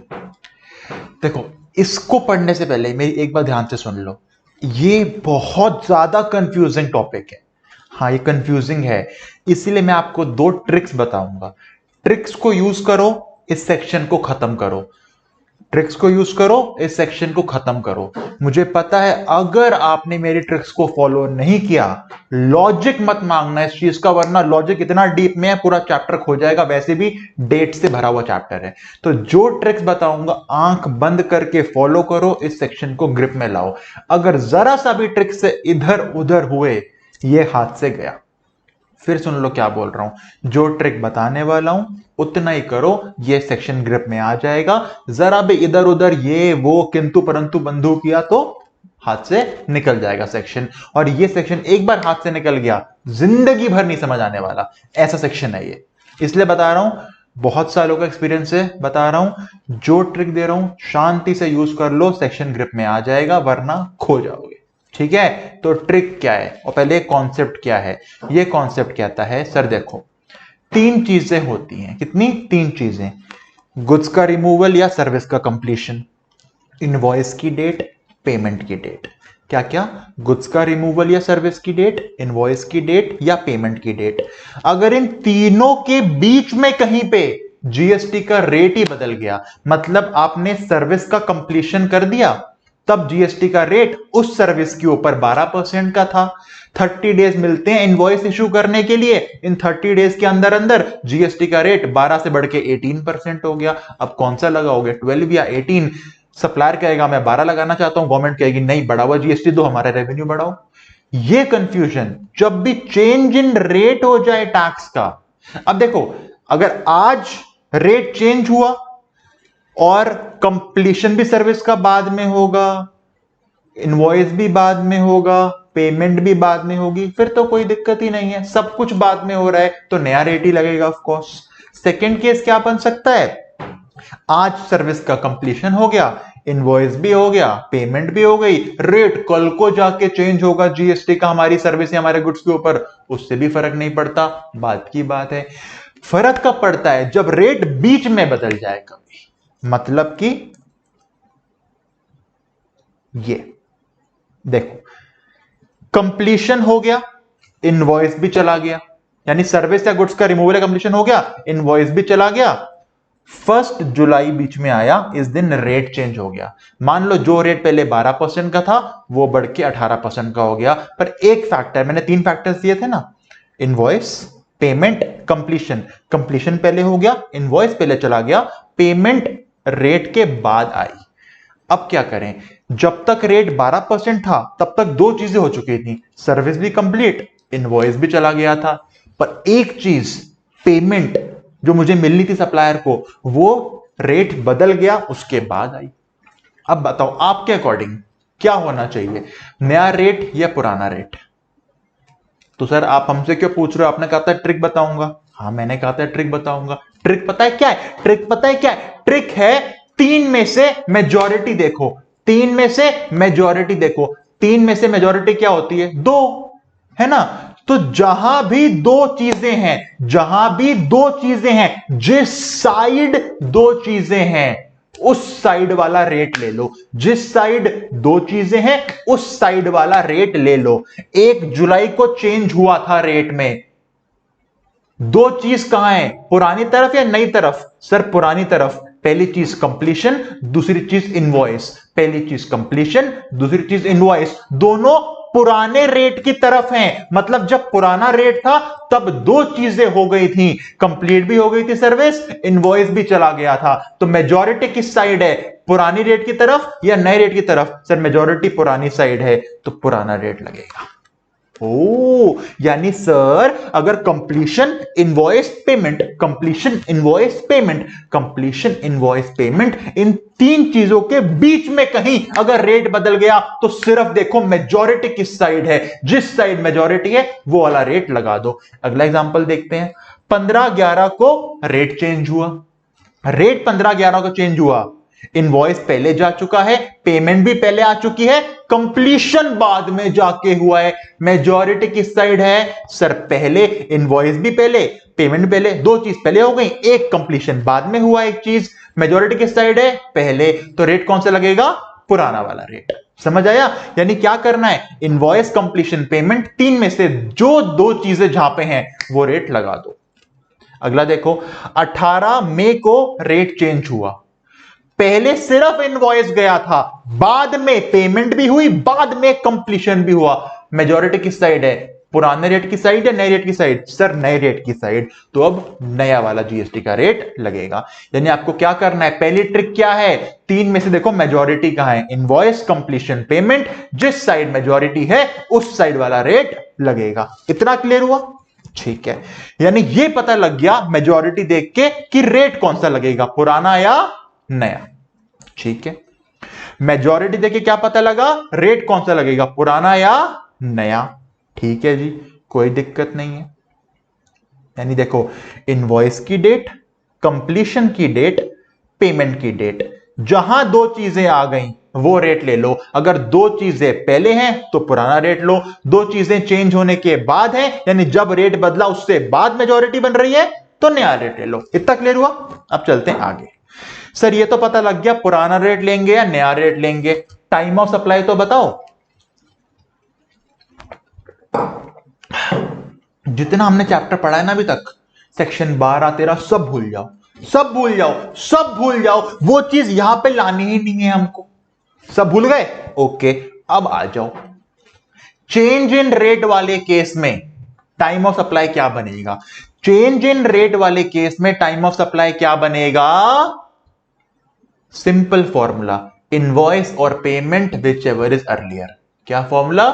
Invoice और payment whichever is earlier, invoice और payment whichever is earlier. यानी आपको 2 स्टेप में आंसर देना है चेंज इन रेट का। पहले तो बताओ रेट कौन सा, पुराना या नया? पुराना या नया के लिए क्या देखना है? मेजॉरिटी। जहां पे 2 आइटम हो गए वो मेजॉरिटी। जब एक बार मेजॉरिटी फिक्स कर ली, उसके बाद जब मैं टाइम ऑफ सप्लाई निकालने जाऊंगा तो एक फॉर्मूला लगाऊंगा, इनवॉइस और payment whichever is earlier, invoice और payment whichever is earlier. देखो पहला केस समझना, जब पुराना वाला रेट था, मतलब चेंज होने से पहले मैंने गुड्स की सप्लाई कर दी थी या सर्विस कंप्लीट कर दी थी, यानी रेट बदलने से पहले एक चीज हुई थी, क्या? सप्लाई हो गई थी। रेट बदलने के बाद दो चीजें हुई, इनवॉइस भी गया, पेमेंट भी गई। रेट कौन सा लोगे, पुराना या नया? सर मेजॉरिटी बाद में है तो नया रेट लगाएंगे, बिल्कुल। टाइम ऑफ सप्लाई क्या बनेगा? इनवॉइस की डेट या पेमेंट की date, whichever is earlier. Simple, समझ आया? अगला देखो, पुराने रेट पे, ओल्ड रेट के टाइम पे सप्लाई हो गई थी, मतलब कंप्लीशन हो गया था, साथ ही साथ इनवॉइस भी चला गया था, और जब रेट बदल गया उसके बाद सिर्फ पेमेंट गई। रेट कौन सा लोगे, पुराना या नया? सर मेजॉरिटी पहले की साइड है तो पहले वाला रेट लेंगे, बिल्कुल ठीक। टीओएस क्या बनेगा? इनवॉइस और payment, whichever is earlier. Invoice पहले था, पेमेंट बाद में है, क्योंकि जब पुराना रेट चल रहा था तब इनवॉइस चला गया था, पेमेंट बाद में गई है, तो इनवॉइस बन गया आपका टाइम ऑफ सप्लाई। यानी क्या करना है, सबसे पहले मेजॉरिटी साइड देखनी है, उस वाली साइड वाला रेट लेना है, फिर लगाना है फॉर्मूला टीओएस के लिए, इनवॉइस और payment, whichever is earlier. अगला केस देखो, सप्लाई पहले हो गया, पेमेंट भी पहले चली गई, मेजॉरिटी पहले, पुराना रेट लगाएंगे। टीओएस के लिए इनवॉइस और payment, whichever is earlier, पहले पेमेंट है बाद में इनवॉइस है तो पेमेंट की डेट। सिंपल, समझ आया? फिर सुन लो, पहले देखना है मेजॉरिटी साइड, जिस साइड मेजॉरिटी है यानी कि इनवॉइस, कंप्लीशन और पेमेंट, तीन में से जहां दो चीजें हैं वो वाली साइड हमको लेनी है, कि रेट पुराना या नया देखना है, और टाइम ऑफ सप्लाई के लिए इनवॉइस और payment, whichever is earlier. देखो, इनवॉइस भी पहले, पेमेंट भी पहले। जब रेट पुराना था तब इनवॉइस भी जा चुका था, पेमेंट भी हो चुकी थी, और इनवॉइस और रेट बदलने के बाद सप्लाई हुई है। कौन सा रेट लगाओगे, पुराना नया? सर पुराना रेट लगाएंगे, बिल्कुल ठीक। तो अब मुझे बताओ टाइम ऑफ सप्लाई क्या बनेगा, इनवॉइस और payment, whichever is earlier. Question में दे रखी होगी इनवॉइस की रेट, पेमेंट की रेट, जो जल्दी होगी वो बन जाएगा टीओएस। ओके, अगला केस देखो, रेट बदलने से पहले इनवॉइस गया। अच्छा, ये खतरनाक पॉइंट बनेगा, पता है क्यों? बताता हूं क्यों। ये खतरनाक पॉइंट क्यों बनेगा, इसको स्टार मार्क करना, यहां आपका फॉर्मूला थोड़ा सा हिल जाएगा। देखो, इस केस में क्या हुआ, जब रेट बदला, जब रेट बदला उसके बाद दो चीजें हैं, पेमेंट भी और कंप्लीशन भी, और रेट से पहले सिर्फ इनवॉइस था। मेजॉरिटी कहां है, बाद की साइड, यानी रेट कौन सा लगेगा, नया रेट लगेगा। अब इस केस में समझो बात को, इस केस में क्या होगा,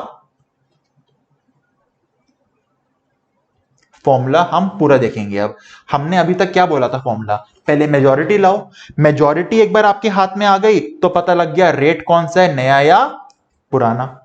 अब फॉर्मूले को और डीप में जाते हैं, मेजॉरिटी से क्या करा, रेट नया या पुराना निकाल लिया। अब देखो, जिस साइड मेजॉरिटी है, जिस साइड मेजॉरिटी है, क्या उस साइड इनवॉइस है, तो इनवॉइस बन गया टीओएस। जिस साइड मेजॉरिटी है, क्या वहां पे पेमेंट है, तो पेमेंट बन गई टीओएस। क्या बोल रहा हूं, दोबारा सुन लो, मैं आपको पूरा फॉर्मूला बता रहा हूं साथ में। अब सबसे पहले मेजॉरिटी साइड चुनो, सबसे पहले क्या चुनो, मेजॉरिटी साइड। जिस साइड मेजॉरिटी है, मतलब तीन में से दो चीजें, उस साइड अगर इनवॉइस है तो इनवॉइस बन गया टाइम ऑफ सप्लाई, उस साइड अगर पेमेंट है तो पेमेंट बन गया टाइम ऑफ सप्लाई, उस साइड अगर दोनों है तो विच एवर इज अर्लियर बन गया टाइम ऑफ सप्लाई। क्या बोला मैंने, आंसर आएगा मेजॉरिटी साइड पे हमेशा, टाइम ऑफ सप्लाई हमेशा मेजॉरिटी साइड पे बनेगा।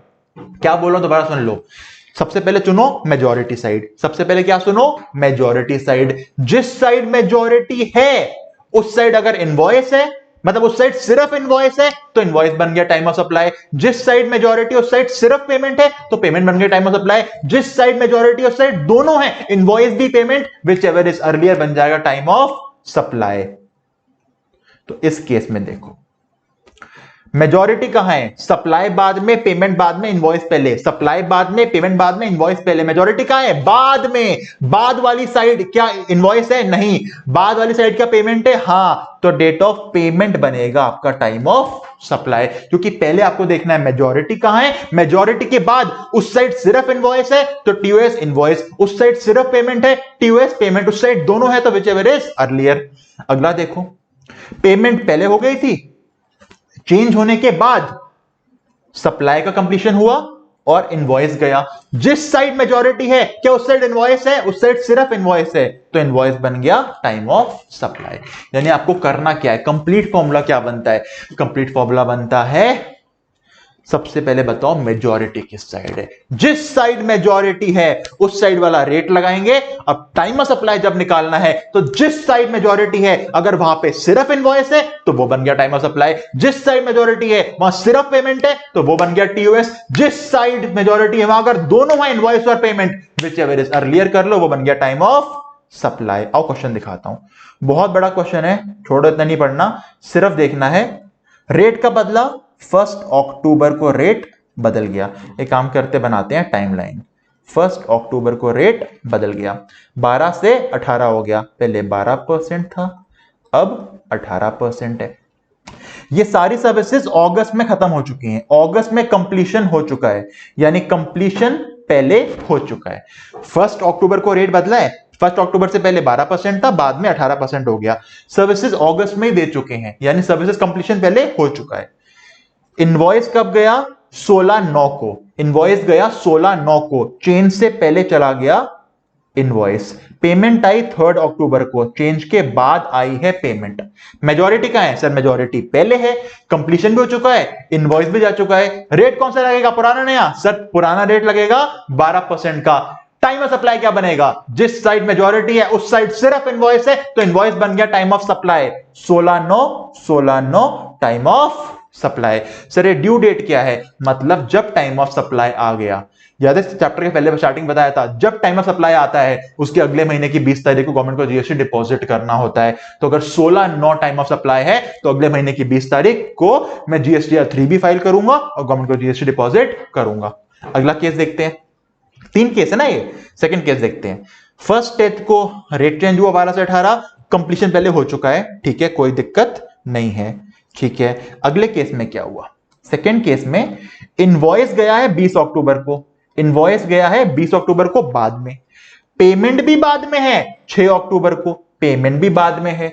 मेजॉरिटी किस साइड है? सर अब नए रेट की मेजॉरिटी है, तो सेकंड वाले केस में लगेगा 25,000 के ऊपर 18% का जीएसटी, क्योंकि नया रेट लग गया, ठीक है। मेजॉरिटी कहां है? बाद में, पेमेंट भी बाद में, इनवॉइस भी बाद में। जहां मेजॉरिटी है वहां इनवॉइस भी है और पेमेंट भी है, तो फॉर्मूला क्या बनेगा? इनवॉइस और पेमेंट व्हिचएवर इज अर्लियर। 20 और 10 अर्लियर, 6-10 को हो गया मेरा टाइम ऑफ सप्लाई। अगर 6-10 बन रहा है टाइम ऑफ सप्लाई अगले महीने की 20 तारीख, यानी 20 नवंबर तक, ये नवंबर होगा, हाँ ये 20 नवंबर होगा, 20 नवंबर तक मैं 3 भी फाइल करूंगा और जीएसटी गवर्नमेंट को पे कर दूंगा, ठीक है। थर्ड केस समझते हैं। 1 अक्टूबर को चेंज है 12 से 18, कंप्लीशन पहले हो चुका है। 2 अक्टूबर यानी कि बाद में इनवॉइस गया, पेमेंट पहले चली गई थी, 30 सितंबर को पेमेंट चली गई थी। कंप्लीशन पहले, पेमेंट पहले, मेजॉरिटी पहले हो गई। रेट कौन सा लगेगा? 12-18, पुराना रेट 12% लगाएंगे रेट, ठीक है। जिस साइड मेजॉरिटी है पुरानी साइड, उस साइड इनवॉइस है नहीं, उस साइड पेमेंट है हां, तो टीओएस क्या बन गया?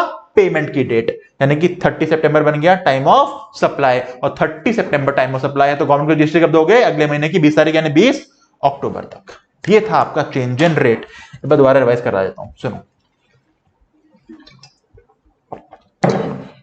जब भी रेट चेंज हो रहा है, 3 चीजें, इनवॉइस, पेमेंट, कंप्लीशन, इन तीनों के दरमियान अगर रेट बदल गया, पहले देखो मेजॉरिटी का है। जिस साइड मेजॉरिटी, मतलब दो चीजें, जिस साइड 2 चीजें, वो बन गया आपका जीएसटी का रेट, कि अगर मेजॉरिटी पहले है तो पुराना रेट, मेजॉरिटी रेट के बाद है तो नया रेट। जिस साइड मेजॉरिटी है, अब कैसे निकालोगे टाइम ऑफ सप्लाई?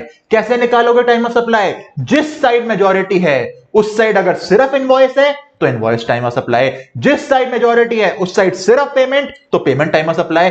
जिस साइड मेजॉरिटी है वहां पे दोनों इनवॉइस भी है, पेमेंट भी है, तो इनवॉइस और पेमेंट व्हिचएवर इज अर्लियर बन जाएगा टाइम ऑफ सप्लाई। ठीक है सर, ये पॉइंट भी क्लियर हो गया। पर एक मुझे लॉजिक बताओ, देखो एक और कॉन्सेप्ट, ये कॉन्सेप्ट खत्म हो गया, एक नया कॉन्सेप्ट आया। वो क्या था? देखो मुझे पता है यहां मेरा रेट हो गया चेंज, 1 अक्टूबर 21 को रेट हो गया चेंज। पहले था 12%, अब हो गया 18%। अभी तक कुछ भी नहीं हुआ, ना कंप्लीशन, ना इनवॉइस, ना पेमेंट, कुछ नहीं हुआ। मान लो आज 30 सितंबर 21 है। आज की डेट क्या है? 30 सितंबर। मेरा एक क्लाइंट आया, उसने बोला सर आपको ऑडिटिंग का हम कॉन्ट्रैक्ट दे रहे हैं, नवंबर में जाके शुरू होगा। मैंने कहा ठीक है, कोई बात नहीं। अब मैं सोच रहा हूं यार, आज 30 सितंबर है, आज अगर मैं ऑडिटिंग का कॉन्ट्रैक्ट खत्म करता, मुझे 12% का जीएसटी देना होता। वो कह रहे हैं नवंबर में स्टार्ट होगा कॉन्ट्रैक्ट, तब जीएसटी का रेट 18% का है। क्यों ना मैं झोल करूं, मुझे पता है कंप्लीशन तो बाद में ही होगा, क्योंकि नवंबर का कॉन्ट्रैक्ट है और रेट तो अक्टूबर में चेंज हो रहा है, वो तो बाद में ही होगा, कोई दिक्कत नहीं है। पर मैं ये तो कर सकता हूं, मैं इनवॉइस आज ही इशू कर देता हूं 30 सितंबर को। इनवॉइस तो मेरे हाथ में इशू करना, मैंने आज इनवॉइस इशू कर दिया, मेरे तो डॉक्यूमेंट है, मैंने इशू कर दिया आज। साथ ही साथ मैं अपनी बुक्स में दिखा देता हूं, सिर्फ बुक्स में दिखा देता हूं कि मुझे पेमेंट मिल चुकी है, चाहे वो पेमेंट मुझे नवंबर में या दिसंबर में जाके देगा। यानी कि मेरे अकाउंट में क्रेडिट कब होगी? पेमेंट नवंबर में।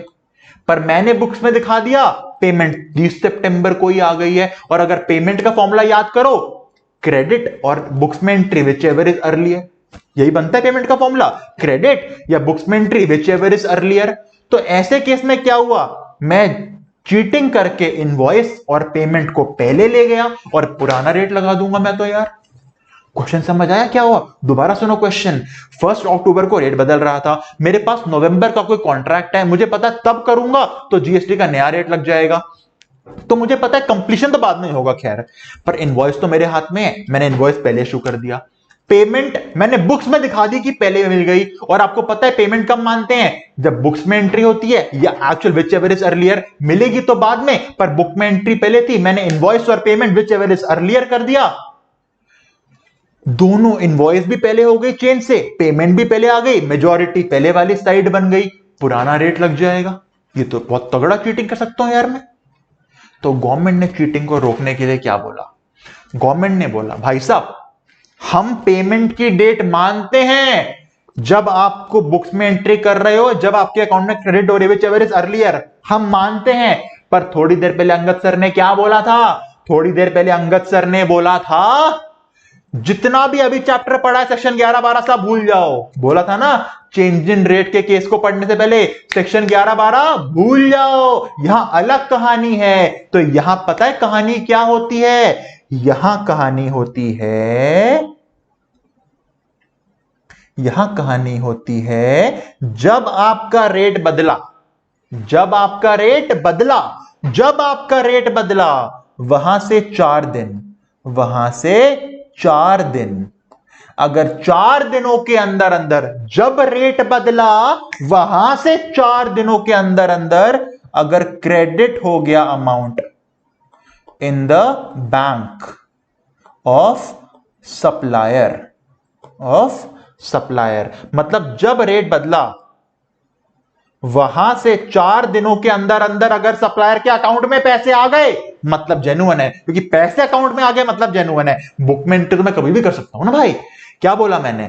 अगर 4 दिनों के अंदर अंदर पैसे अकाउंट में आ गए तो हम मानेंगे जेन्युइन है।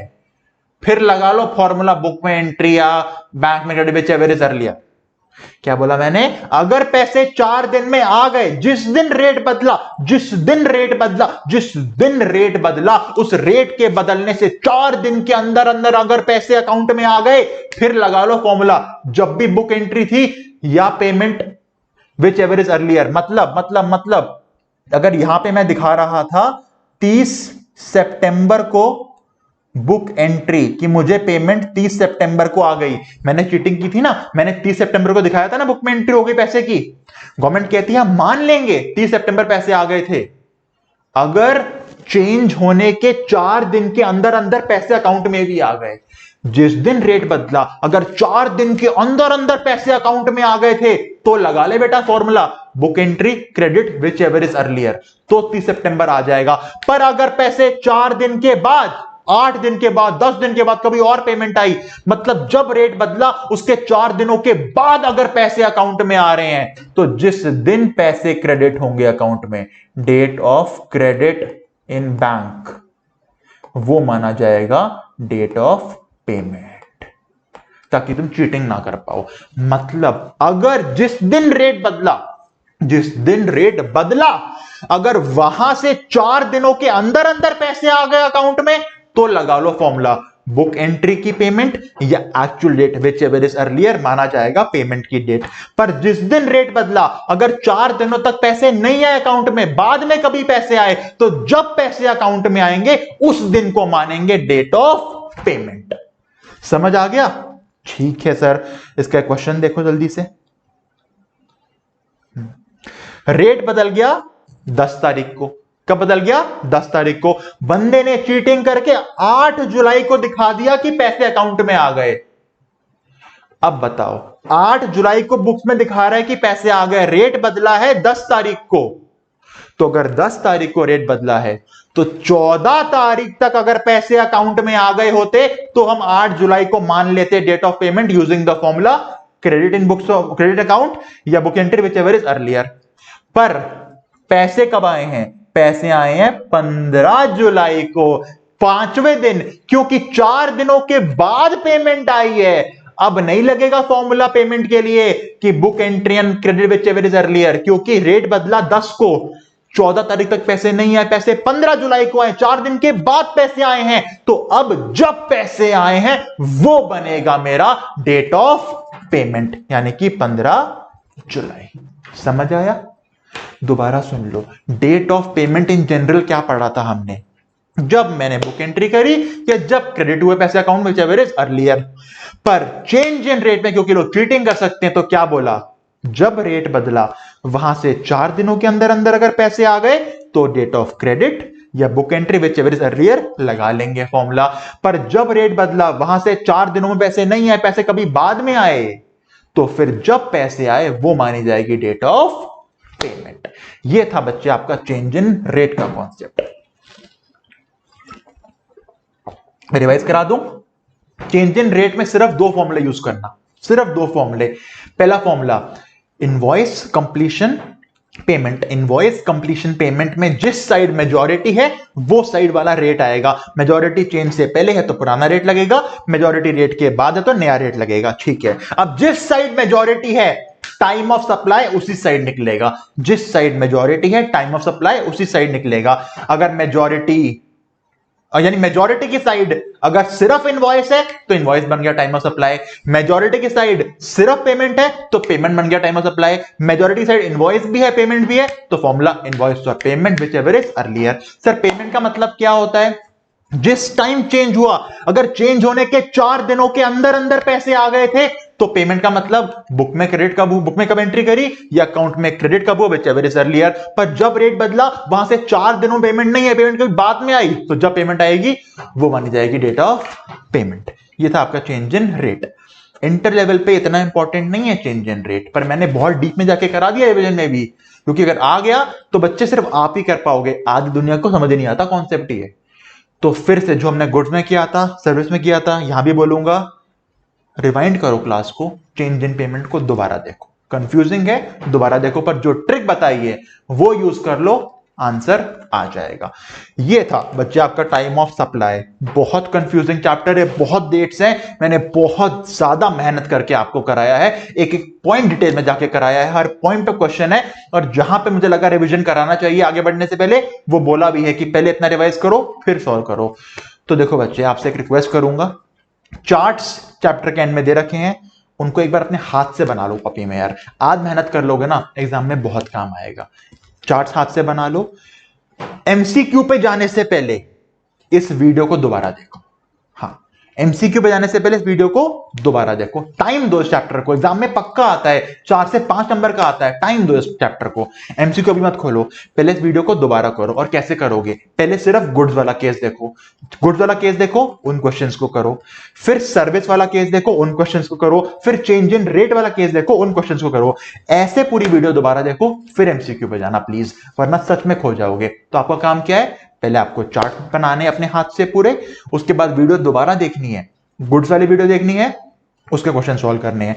सर्विस वाली वीडियो देखनी है, उसके क्वेश्चन सॉल्व करने हैं। चेंज इन रेट वाली वीडियो देखनी है, उसके क्वेश्चन सॉल्व करने हैं। फिर इस वीडियो को बंद करके एमसीक्यू पे जाना है। समझ आ गया? और एक काम और है, लाइक कर दो बच्चे और अपना कमेंट करके फीडबैक दे।